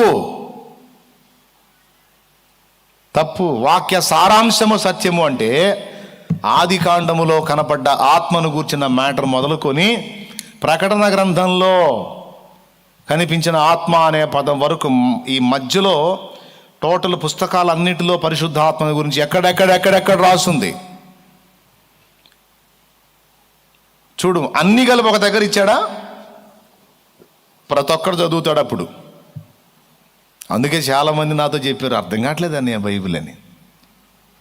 ఇంక నీకు బైబిల్కి మొత్తం అర్థమైపోతే ఇంకా కావాల్సింది ఏముంది నాయనా, దేవుడు అంత తోడివి నువ్వు అనుకోవాలి. నేను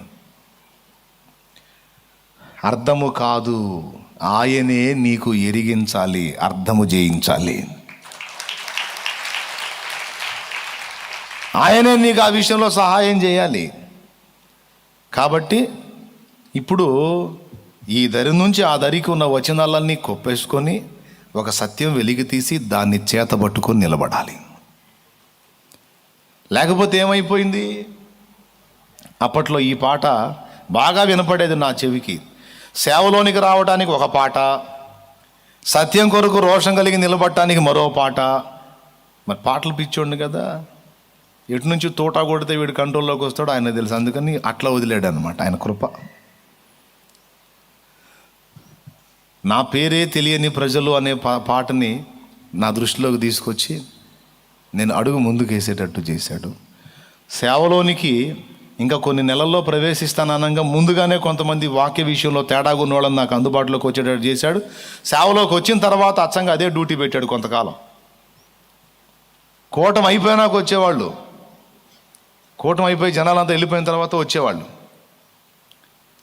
వచ్చి ఇక మైండ్ తింటా ఉండేవాళ్ళు. ఏందిరా వీళ్ళు ఇట్ట అయిపోయారు, ఈ వాక్యం ఎలా చెబుతుంటే వీళ్ళు ఇట్ట తయారయ్యారు ఏందని నేనే వెనక వాదించేవాడిని.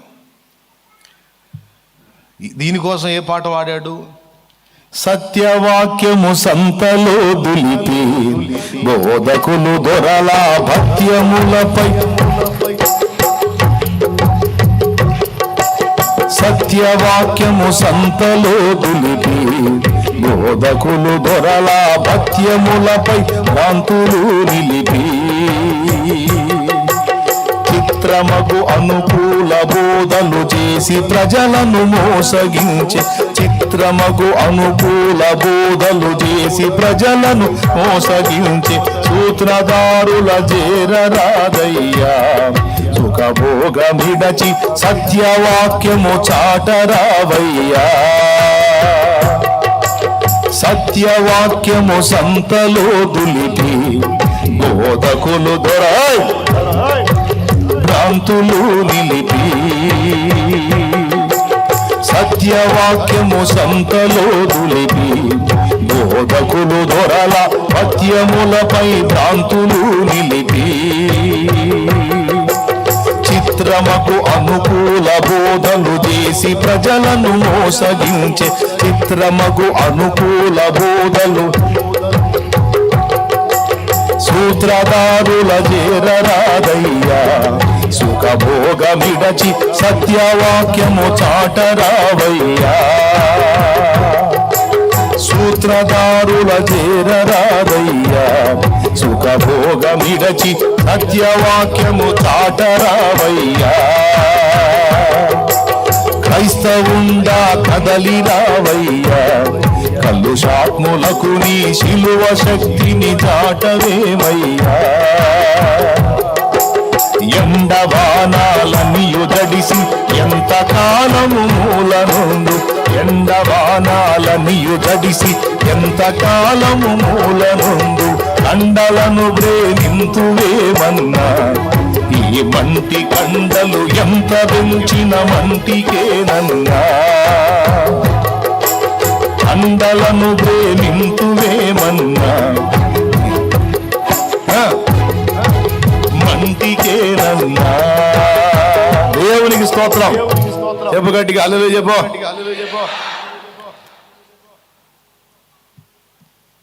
సత్యవాక్యమును వదిలేశారు, సంతలో దులిపేసి బోధకులు దొరల భత్యములపై భ్రాంతులు నిలిపి చిత్రమగు అనుకూల బోధలు. ప్రతి దుర్బోధ స్వదేశం నుండి కాదు, విదేశం నుండి దిగుమతి చేయబడిందే. అర్థమైందా? ప్రతి దుర్బోధ విదేశం నుండి దిగుమతి చేయబడిందే, స్వదేశం నుండి వచ్చింది కాదు. విదేశం నుండి బోధ పంపిస్తారు, దాంతోపాటు డాలర్ పంపిస్తారు. డాలర్ కావాలంటే నీ బోధ మార్చుకో, మేము మీకు సపోర్ట్ చేస్తాం, ఇక నుంచి ఇది బోధించండి. ఏం చేద్దాం? ఇక్కడ అప్పుడు సేవ ప్రారంభ దశలో ఉన్నందున సరైనటువంటి సపోర్టు లేక దైవజనులు కొంతమంది బలహీనపడి వెనక్కి జారారు, సత్యవాక్యాన్ని వదిలేశారు.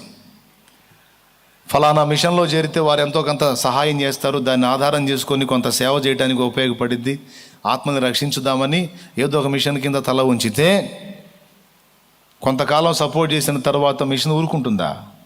నువ్వు వేరే బోధ చేస్తున్నావు అని తెలిసింది, అసలు అది సత్యం కాదు, బోధ ఇది సత్యమని ఆ మిషన్ కింద ఎంతమంది అయితే లోబడి ఉన్నారో వాళ్ళందరికీ వాళ్ళు వచ్చి స్పెషల్ కౌన్సిలింగ్ ఇచ్చి వాళ్ళు కనిపెట్టిన పనికి మాలిన తప్పుడు బోధ మొత్తం తీసుకొచ్చి వీళ్ళ తలకాయల నిండా బాగా ఇన్ని రోజులని పెట్టి వీళ్ళ తలకాయల నిండా బాగా నింపి నింపి నింపి పోయేవారు.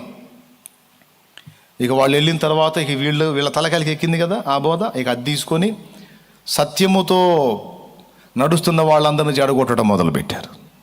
ఇక అది తప్పు, ఇది తప్పు, అది రైట్ కాదు, ఈ వాక్యం ప్రకారం ఇది రైట్, అది రైట్ అని ఒక వచనాన్ని మరో దాన్ని ఆధారం చేసుకొని టోటల్గా తప్పుడు బోధన రంగంలో తెచ్చారు. తప్పుడు బోధలన్నీ విదేశం నుండి దిగుమతి చేయబడినవి. ఇప్పుడేం చేయాలా? సుఖభోగముతో వాక్యం చదవాలంటే కష్టం. అర్థమైందా? వాక్యం చదవాలంటే కష్టం, ప్రార్థన చేయాలంటే కష్టం. నిజమైన శ్రమ, నిజమైన కష్టం, నిజమైన ప్రయాస ఏదన్నా ఉంది మనకంటే ఇక్కడే ఎదురైద్ది. పొద్దున్న నుంచి సాయంత్రం దాకా నువ్వు పొలం పని చేయి, నీకు అసలు ఏమనిపించదు, ఆడతా పాడతా చేసుకుంటావు. ఎందుకంటే అక్కడ నిన్ను దయ్యాలు శోధించవు, నీ శరీరం మీద ఎలాంటి ప్రెజరు ఉండదు, ఫ్రీ. అందుకే నువ్వు హాయిగా వర్క్ చేయగలుగుతావు. కంప్యూటర్ ముందు కూర్చొని 8 అవర్స్ కాదు 10 అవర్స్ 12 అవర్స్ నువ్వు చేయగలుగుతావు అని నీకు ఏ ఇబ్బంది ఉండదు. ఎందుకంటే దురాత్మలు నీ మీద ఏ విధమైన ప్రెజర్ ఇవ్వవు. నువ్వు ఎంతసేపు అయినా చదవగలుగుతావు, ఎంతైనా చేయగలుగుతావు. చూసుకో, కావాలంటే జాబుకి వెళ్ళినా, పొలం పనికి వెళ్ళినా, కంపెనీకి వెళ్ళినా, కూలి పనికి వెళ్ళినా పొద్దున్న నుంచి సాయంత్రం దాకా ఏ ఇబ్బంది లేకుండా చేయగలుగుతావు. ఫ్రీగా ఆడతా పాడతా నవ్వుకుంటా హ్యాపీగా. కానీ వాక్యం చదువు, నీకు దమ్ముంటే వాక్యం చదువు. మరి అంత తేలిగ్గా పొద్దున్న నుంచి సాయంత్రం దాకా 8 గంటల డ్యూటీలో ఎన్నో చదివి వచ్చిన వాళ్ళందరికీ ఆన్సర్ చేసే నువ్వు అరగంట సేపు బైబిల్ చదువు, నీకు దమ్ముంటే చూద్దాం. మరి సవాల్ విసురుతున్నావు, 1 గంట సేపు బైబిల్ చదువు, ఒక 2 గంటలు బైబిల్ చదువు, 8 గంటలు 4 గంటలు బైబిల్ చదువు, నువ్వు చూద్దాం. 8 గంటలు డ్యూటీ చేసే నువ్వు 1 గంట సేపు ప్రార్థనలో మోకాళ్ళ మీద నిలబడును. కనీసం మోకాళ్ళ మీద నిలబడకపోయినా 1 గంట సేపు ప్రార్థన కొరకు, దేవుని కొరకు కేటాయించుకొని దేవునితో 1 గంట గడుపును. నీ చేత అయిద్దా?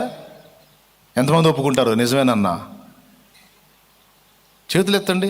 యథార్థవంతులను దేవుని మహిమపరుచుకుంటాను. చేతులు ఎత్తన వాళ్ళని నేను డౌట్ పడాల్సి వచ్చింది. దేవునికి స్తోత్రం కలుగును గాక. అందరూ చేతులు ఎత్తారు. ఎందుకని అక్కడే ఉంది శ్రమ, అక్కడే ఉంది ప్రయాస అన్నాను. ఎందుకో తెలుసా? నీ కంటికి కనబడని అదృశ్య శక్తుల దాడి అప్పుడు జరిగిద్ది నీ మీద. ఎందుకు తెలుసా? వాడికి నిప్పు పెట్టే ఈ రెండే మన ఆయుధాలు. ఎవడికి? సైతానికి, వాడి దెయ్యాలకి, వాడి టోటల్ బ్యాచ్కి నిప్పు పెట్టేది ఈ రెండే. ఒకటి మనం వాక్యము ఎరుగుట, రెండు ప్రార్థనలో దేవునితో గడుపుట. ఇవి రెండు మనం కానీ చేయగలిగామంటే వాడు అవుట్. అర్థమైందా? సింపుల్గా చెప్పాలంటే, ప్రార్థన వాక్యం అనే కంటే సింపుల్గా చెప్పాలంటే, దేవుని స్వరము మనం వినటం, మన స్వరం దేవునికి వినిపించటం. ఈ సంబంధాన్ని మనం కలిగి ఉన్నంత వరకు మనం వాడికి తలనొప్పే. దేవుని స్వరం మనం వినటం అంటే వాక్య ధ్యానం, మన స్వరం ఆయనకి వినిపించడం అంటే ప్రార్థన. భాష మార్చే అంతే. లేకపోతే వాక్యం ప్రార్థన అంటే రొటీన్ కదా. అందుకని దేవునికి స్తోత్రం, హల్లెలూయా. ఇప్పుడు చర్చిలో కూర్చున్నప్పుడు కూడా చూడు ఎంత పోరాటం చూడు. వాక్యం వినేటప్పుడు కీలకమైన మాటలు మనకు అందేటప్పుడే ఏదో ఒక అభ్యంతరం వస్తూ ఉంటుంది. మళ్ళా గృహాల దగ్గర పనికి మాలిన పోస్కోల్ మీటింగ్లు వేసి విను. వాళ్ళు చెబుతుంటారు, వాళ్ళ కొంపలో స్టోరీ, వీళ్ళ కొంపలో స్టోరీ, వాళ్ళ ఇంట్లో అట్లా, వీళ్ళ ఇంట్లో అట్లా,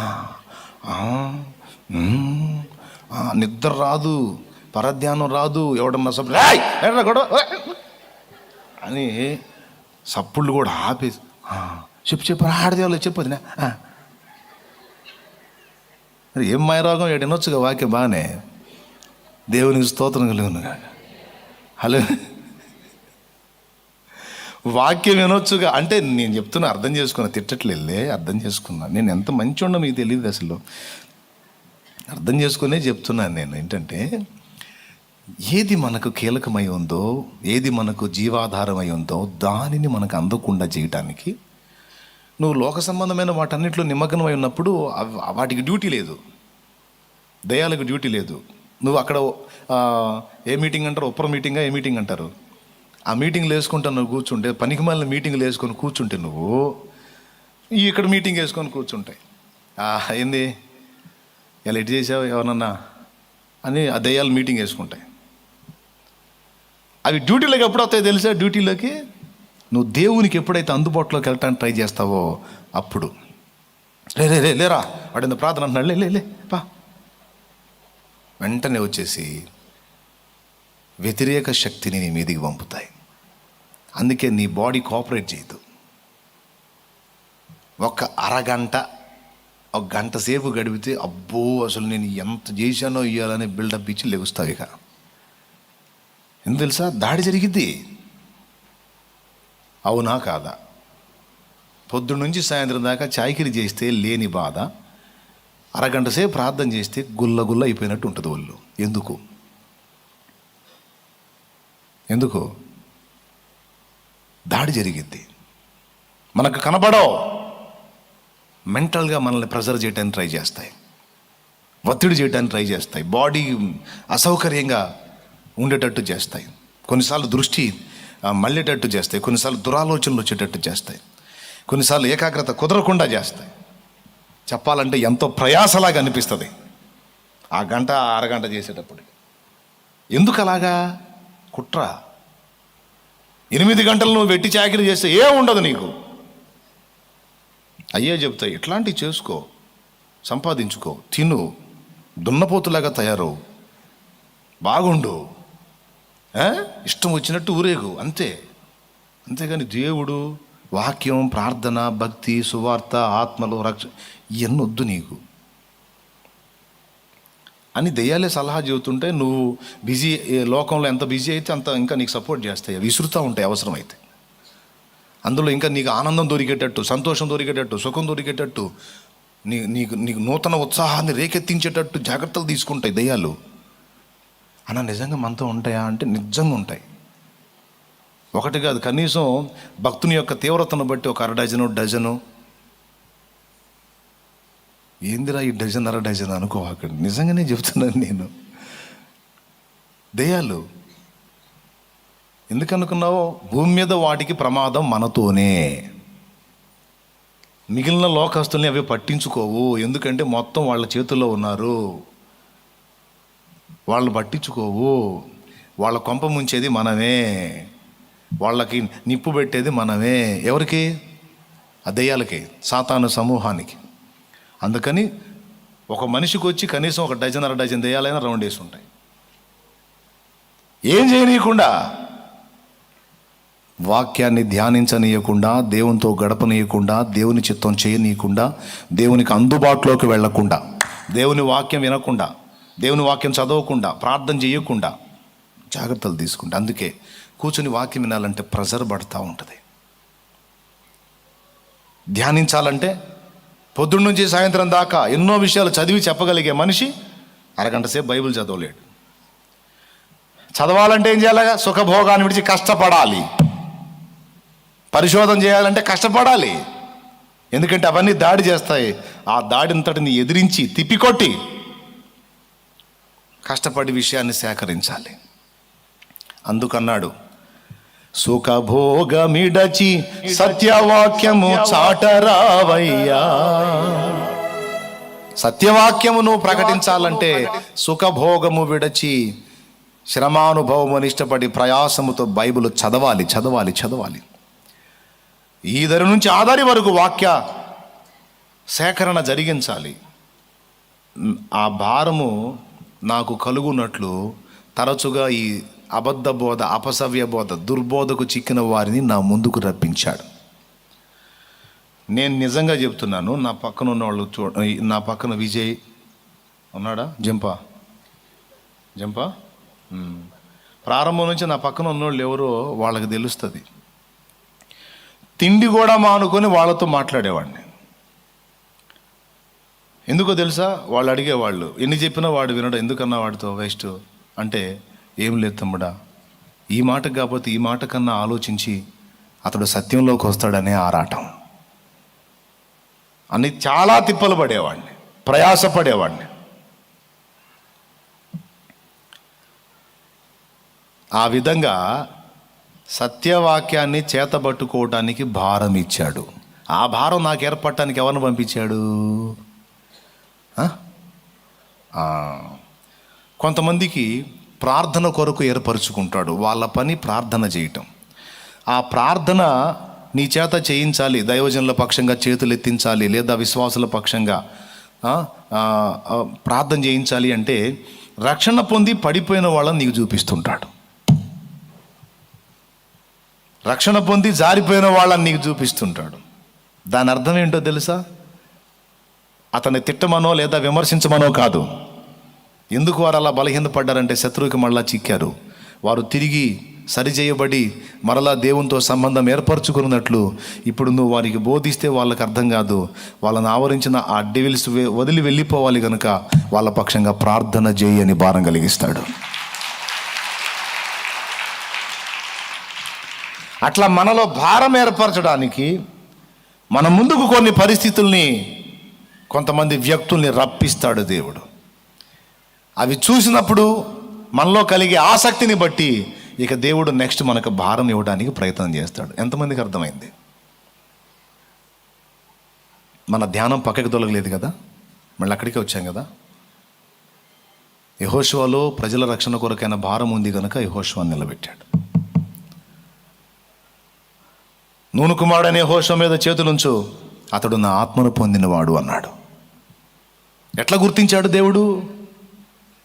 అతను నా ఆత్మను కలిగి ఉన్నాడని ఎట్లా గుర్తించాడు? నాలో ఏ భారం ఉందో అది నా బిడ్డలో ఉంది. నాలో ఏ ఆరాటం ఉందో ఈ ప్రజల విషయంలో అదే భారం, ఆరాటం యెహోషువలో నేను చూశాను. నీ తర్వాత ప్రజల్ని నడిపించడానికి యోగ్యుడైనవాడు అతడే మోషే. చేతులుంచు, అతడు జ్ఞానాత్మ పూర్ణుడగునట్లు చేతులుంచాడు మోషే. తర్వాత ఆ కార్యాన్నంతా యెహోషువ నెరవేర్చాడు. కాబట్టి వరుసగా చెప్పిన విషయాలన్నిటిని ఒక్కసారి మనస్కరించండి. దేవుడు నిన్ను ఎందు నిమిత్తము భూమి మీద రప్పించాడో, ఎందు నిమిత్తము ఎన్నోసార్లు మరణాపాయాలు ఏదైనా కాపాడుకుంటూ నేటి వరకు సజీవంగా ఉంచాడో, ఏది నీ ద్వారా నెరవేర్చాలనుకుంటున్నాడో దాని గురించి కనీసం ఒక్కసారైనా నువ్వు దేవుణ్ణి అడిగి, దేవుడు నీ ముందుకు తీసుకొచ్చేటువంటి పరిస్థితులను గుర్తుపట్టి, వాటిని గురించిన ఆసక్తిని బట్టి దేవుడు నీకు ఇచ్చే భారాన్ని వహించుకొని ఆ భారాన్ని బట్టి దేవుని కొరకు పని చేయునట్లు, దేవుని జత పని వాడవు, జత పని కత్తెవగునట్లు నిన్ను నువ్వు దేవునికి అప్పగించుకోవాల్సి ఉంది. చెప్పిన సంగతులన్నిటినీ మీరు సీరియస్గా తీసుకొని మీ జన్మలను సార్థకం చేసుకుంటారని అనుకుంటున్నాను. దేవునికి లోబడకపోతే మోషే ఏమయ్యేవాడు చెప్పండి? దేవునికి లోబడకపోతే మోషే ఏమయ్యేవాడు? అంతే. వలా దోణెలు వదిలిపెట్టి యేసయ్య మాట విని పేతురు యేసును వెంబడించకపోతే ఏమయ్యేవాడు? 2 దోణెలు మునగా చేపలు వచ్చినాయి కదా, థ్యాంక్ యూ జీసస్ అనుకొని అవి తీసుకెళ్ళి మార్కెటింగ్ చేసుకొని చక్కగా పైసలు కమాయించి ఇంకో దోణి కొనుక్కొని శుభ్రంగా చేపలు పట్టుకొని వ్యాపారం చేసుకుంటే ఏమై ఉండేవాడు చెప్పండి? ఏమై ఉండేవాడు? పైసలు జేబులో ఉండేవి. శృంగార దేవాలయం దగ్గర కుంటివాడిని నడిపించేవాడు కాదు, డబ్బులు ఇచ్చిపోయేవాడు లోపలికి. అసలు సీమోను పేతురు అనేవాడు ఎవరో కూడా మనకు తెలిసేది కాదు. వదిలాడు వాళ్ళ ధోనిలో చేపలు అన్నీ వదిలేసి యేసు చాలనుకొని యేసు మార్గాన నడుచుకున్నాడు. మనుషుల్ని బట్టే జాలరిగా నిన్ను చేస్తానన్న మాట అక్షరాల నెరవేర్చి చూపించాడు. ఫస్ట్ సిక్సర్ కొట్టింది ఎవరు? పేతురే. దేవునికి స్తోత్రం కలుగును గాక. క్రికెట్ అంటే కొంతమందికి ఇష్టం కదా, అందుకని క్రికెట్లో చెప్తున్నా. సిక్సర్ కొట్టాడా? మామూలుగా కొట్ల. ఒకే ఒక ప్రసంగం దేవుని ఆత్మశక్తితో నింపబడి ప్రకటిస్తే 3,000 మంది అల్లాడిపోయి ఉంటాడు. 100 మందికి ఇవ్వాలంటేనే ఊపిరాడక గందరగోళం అవుతున్నాం. 3,000 మందికి బాప్తిసం ఎలా సాధ్యం? ఎంత ధన్యచరితుడయ్యాడు. అదే బ్రతుకు సార్థకతను గుర్తుపట్టకపోతే, దేవుని సంకల్పం గుర్తించకపోతే, దేవుని పిలుపుకు లోపడకపోతే, ఈరోజు మనలో ఇక్కడ కూర్చున్న వాళ్ళలో కావచ్చు, ఈ లైవ్లో వింటున్న వాళ్ళలో కావచ్చు, కొంతమంది దేవుని సంకల్పం ప్రణాళిక తమ పట్ల ఏర్పాటు గుర్తుపట్టకుండా లోకము, లోకాశలు, లోకభోగాలు, లోకానందం ఎన్నన్నా చెప్పు, ఇంత క్లియర్గా దేవుడు మాట్లాడుతుంటే కూడా కొంతమంది మెదళ్ళు ఎంత మొద్దుబారిపోతాయంటే ఏముందిలే, మన పట్ల ఏముంది, మనకి ఏమీ తెలియదు అని దులిపేసి వెళ్ళిపోయే వాళ్ళని కూడా చూశాను నేను. ఏముంది, వాళ్ళ బతుకులు మిథ్యాన బతుకులే, చేసేది ఏం లేదు. వాళ్ళ బతుకులకి చేపల వ్యాపారం చేసుకోవటమే. మనుషులను బట్టే జాలర్లు, మనుషులను బట్టే పాత్రలు గారు వాళ్ళు చేపల వ్యాపారం చేసుకోవటం వాళ్ళ బతుకంతా. ఆ చేపలు అండి చేపలు, ఉప్పు చేపలు, ఎండి చేపలు, పచ్చి చేపలు, ఆ చేపలు, ఈ చేపలు చేపల వ్యాపారం చేసుకోవటమే. మనకేముంది? అది సంకల్పాన్ని గుర్తుపట్టి లోబడి ఆ భారంలోకి వచ్చి పనిలోకి ఇన్వాల్వ్ అయ్యి ప్రయాసపడి ముందు దేవునితో అనుసంధానమై అందుబాటులోకి వచ్చేయాలి కదా. లోకం మొత్తాన్ని ముంచిన తెగులు నిన్నేమీ చేయకుండా దాటిపోయిందంటే ఎందుకు బతికిచ్చాడో, ఎందుకు బతకనిచ్చాడో ఒక్కసారి ఆలోచించి, నీకు మైండ్ ఉంటే లే, మోకాళ్ళ మీదలే. ఇకనన్నా టైంని వేస్ట్ చేయకుండా కనీసం ఇకనన్నా అన్నా మేము ఆల్రెడీ దేవుని చిత్తం చేస్తానే ఉన్నా కానీ మళ్ళీ మాకు జీవితం ఇది నువ్వు అనకండి. చేసేవాళ్ళని బట్టి దేవునికి స్తోత్రం. కొంతమంది ఉన్నారు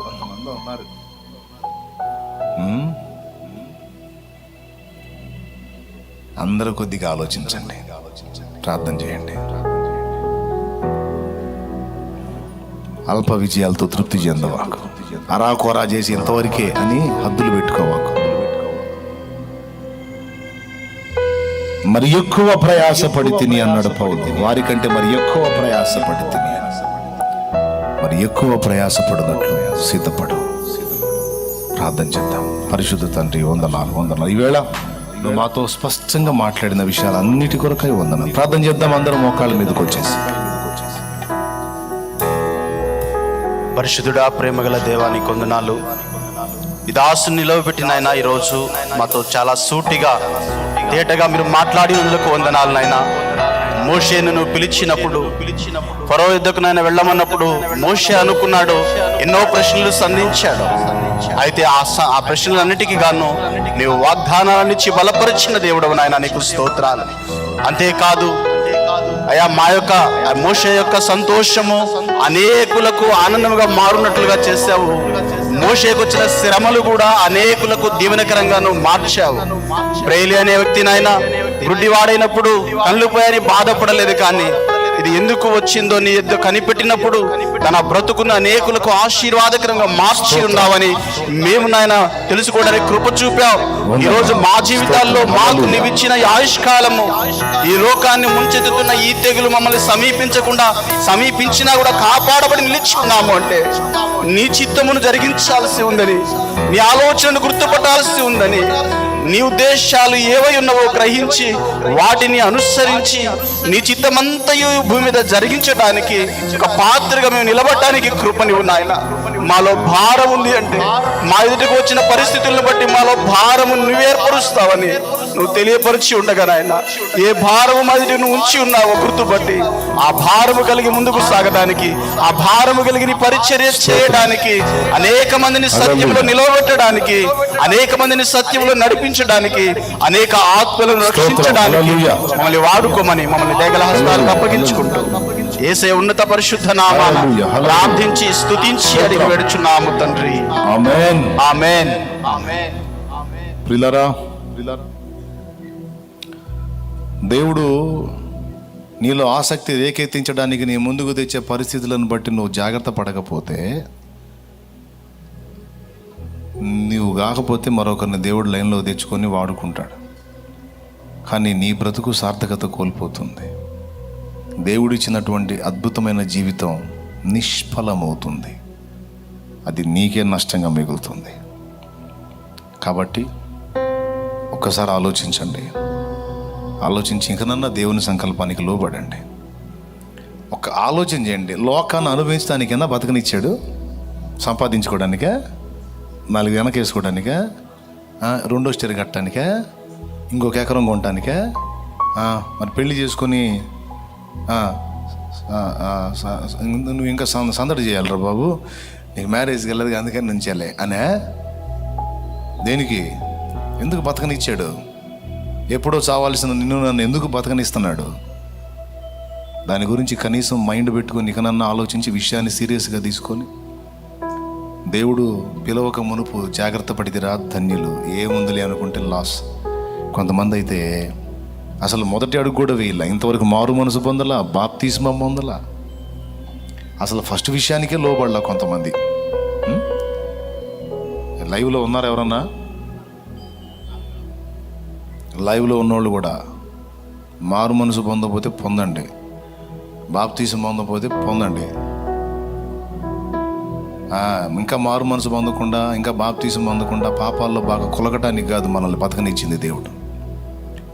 వాటిని ఇకనైనా కడిగేసుకోమని, శుద్ధి చేసుకోమని, నూతన పరచుకోమని, బ్రతుకు మార్చుకోమని. మారు మనసు లేకుండా, రక్షణ లేకుండా ఈ తెగులతో నువ్వు చచ్చినట్టయితే నరకానికి పోయి ఉండేవాడి. ఆ గతి నీకు పట్టక మునుపు దేవుడు నీకు అవకాశం ఇచ్చాడు. మారు మనసు పొందు, బాప్తిస్మం పొందు, కడగబడు, నా సంకల్పంలోకి రా అని పిలుస్తున్నాడు. జాగ్రత్త పడితే ధన్యులు, లేకపోతే నేను చెప్పను, ఇక మీ ఇష్టం. ఆశీర్వాదంతో ముగించుకుందాం.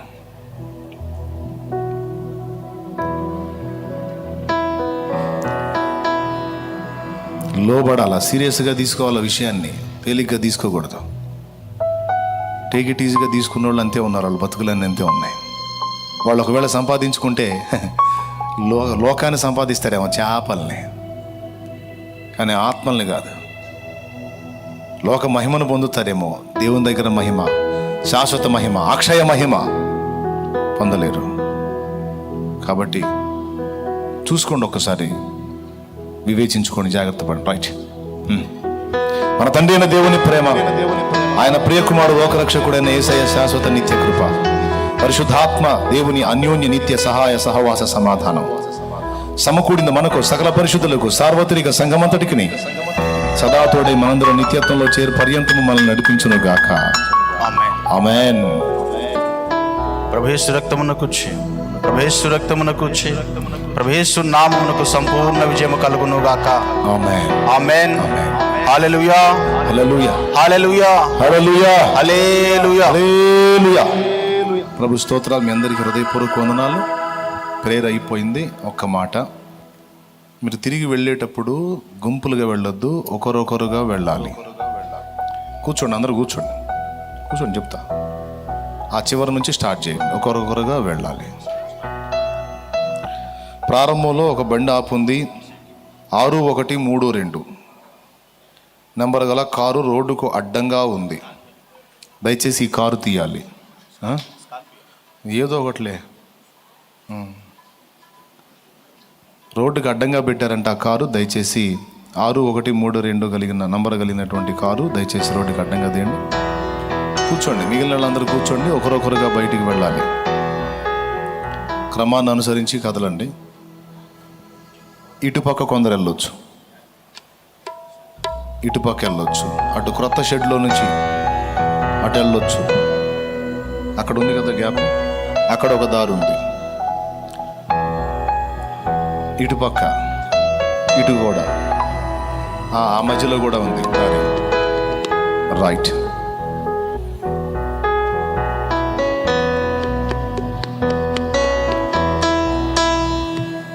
Praise lord. 10 గంటల కల్లా రెండో ఆరాధన ప్రారంభమైంది కాబట్టి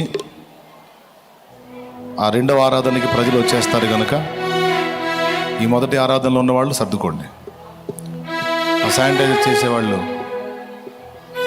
అవి తీసుకోండి. ఏమంటారు వాటిని, ఆ స్ప్రేలు తీసుకోండి. ప్రేమగల తండ్రి, నా ఎదుట నిలిచిన బిడ్డల కొరకు ప్రార్థన చేస్తున్నాను. తిరిగి వెళ్ళనై ఉండగా మార్గమందు వారికి తోడై ఉండు. ఏ కీడు అపాయం శోధన కలగకుండా కాపాడు. వారి శరీరాల్లో, వారి ఇంటి వారి శరీరాల్లో ఉన్న బలహీనతలు, రోగములు స్వస్థపరచు. వారి మీద ఉన్న ప్రతి విధమైన అప్పులు, ఆర్థిక ఇబ్బందులు, సమస్యలు, కొరతలు యేసునామములో తీరిపోవునుగాక. నీ సమాధానం దయచే, ఆరోగ్యము, ఆయుష్, దీవెన దయచే. వారు చేతబట్టిన నూనె నీ శక్తితో నింపి దాన్ని వినియోగించి ప్రార్థించుట ద్వారా స్వస్థత చేకూర్చు. నా ప్రభువా, నీకు సమీపస్తులై నీతో అనుసంధానమై నాయన ప్రార్థించుట యందును, ధ్యానించుట యందును, నీ చిత్తము నెరవేర్చుట యందును ఆసక్తి కలిగి భారము కలిగిన వారై ఫలించడానికి సహాయము చేయమని చిన్నలు, పెద్దలు, వృద్ధులు, పసిబిడ్డలు, యవనులు, స్త్రీలు, పురుషులు అందరినీ చేతులకు అప్పగిస్తూ యేసుక్రీస్తు నామములో లైవ్ ద్వారా అందుబాటులో ఉన్న బిడ్డలకు సైతం నీ చేతులకు అప్పగిస్తూ వారిని కూడా మీరు బాగు చేయమని, వారి చేత ఉంచబడిన నూనె కూడా నీ శక్తితో నింపమని, ఆయా ప్రాంతాల్లో ఉన్న బిడ్డలందరినీ పేరు పేరు వరుసన జ్ఞాపకం చేసుకుని దీవించమని, వారి సమస్యలు తొలగించు, వారి వ్యాధులను స్వస్థపరచు, వారి కన్నీరు తుడు, వారిని ఆదరించమని బిడ్డలందరినీ మీ చేతులకు అప్పగిస్తాం. నెక్స్ట్ కూటమి కూడా ఆశీర్వాదకరంగా జరిగించి మరొక విలువైన విషయాన్ని మాకు అందించమని యేసు నామమున వేడుచున్నాం తండ్రి. ఆమేన్. హల్లెలూయా. హల్లెలూయా. హల్లెలూయా. ప్రభువుకి స్తోత్రాలు. మీ అందరికీ హృదయపూర్వక వందనాలు. శుభాలు. సెలవు తీసుకుందాం త్వరగా. ఇక బయటికి వెళ్ళిపోదాం. ప్రభు వల్ల పరిచారకులు మాత్రం ఉండాలి. ప్రభు వల్ల అందనటువంటి వాళ్ళు ఉన్నారా? ప్రభు వల్ల అందనటువంటి వాళ్ళు ఆ చివరి షెడ్లోకి వెళ్ళి ఆ బాక్సుల్లో కూర్చోండి. బాక్సుల్లో కూర్చున్న వాళ్ళకే ఇస్తారు, బయట కూర్చుంటే ఇవ్వరు. బాక్సుల్లో కూర్చోండి. వెళ్ళి ప్రభు వల్ల అందలేదన్నయ్య మా కన్నోళ్ళు వెళ్ళి ఆ బాక్స్లో కూర్చోండి. ప్రార్థనలో ఉండండి. దోషములు ఏమైనా ఉంటే ఒప్పుకొని సరి చేసుకొని మారు మనసు పొంది బల్లలో చేయి వేయండి. అలాగే విత్తనాలు తీసుకొచ్చారంట కొంతమంది పొలంలో నాటడానికి. ఉన్నారా అలాంటి వాళ్ళు ఎవరైనా? రైట్. ఇంకా ఎవరైనా ఆ విత్తనాలు సిద్ధపరచుకున్న వాళ్ళు పొలంలో నాటడానికి ఎక్కడ కూడా కనపడదు. వారి కోసం ప్రార్థన చేద్దాం. పరిశుద్ధ తండ్రి, బిడ్డలు తెచ్చుకున్న విత్తనములు నీ శక్తితో నింపు నాయన. అవి నాటినప్పుడు చక్కగా మొలిచి ఎదిగి మంచి ఫలం వారి చేతికి వచ్చునుగాక. వర్షాలు కూడా సమృద్ధిగా దయచే, పంటను తినివేసే పురుగును గద్దించి శ్రేష్టమైన పంటలు మా బిడ్డలందరికీ మా దేశ ప్రజానీకానికి దయచేయమని యేసుక్రీస్తు నామమున వేడుచున్నాం తండ్రి. ఆమేన్. వందనాలు. త్వరగా బయలుదేరాలి. దూరాలు పాటించాలి. దగ్గరగా ఎవరు నిలబడొద్దు. దయచేసి సహకరించండి. కొంచెం దూరాన్ని పాటించండి.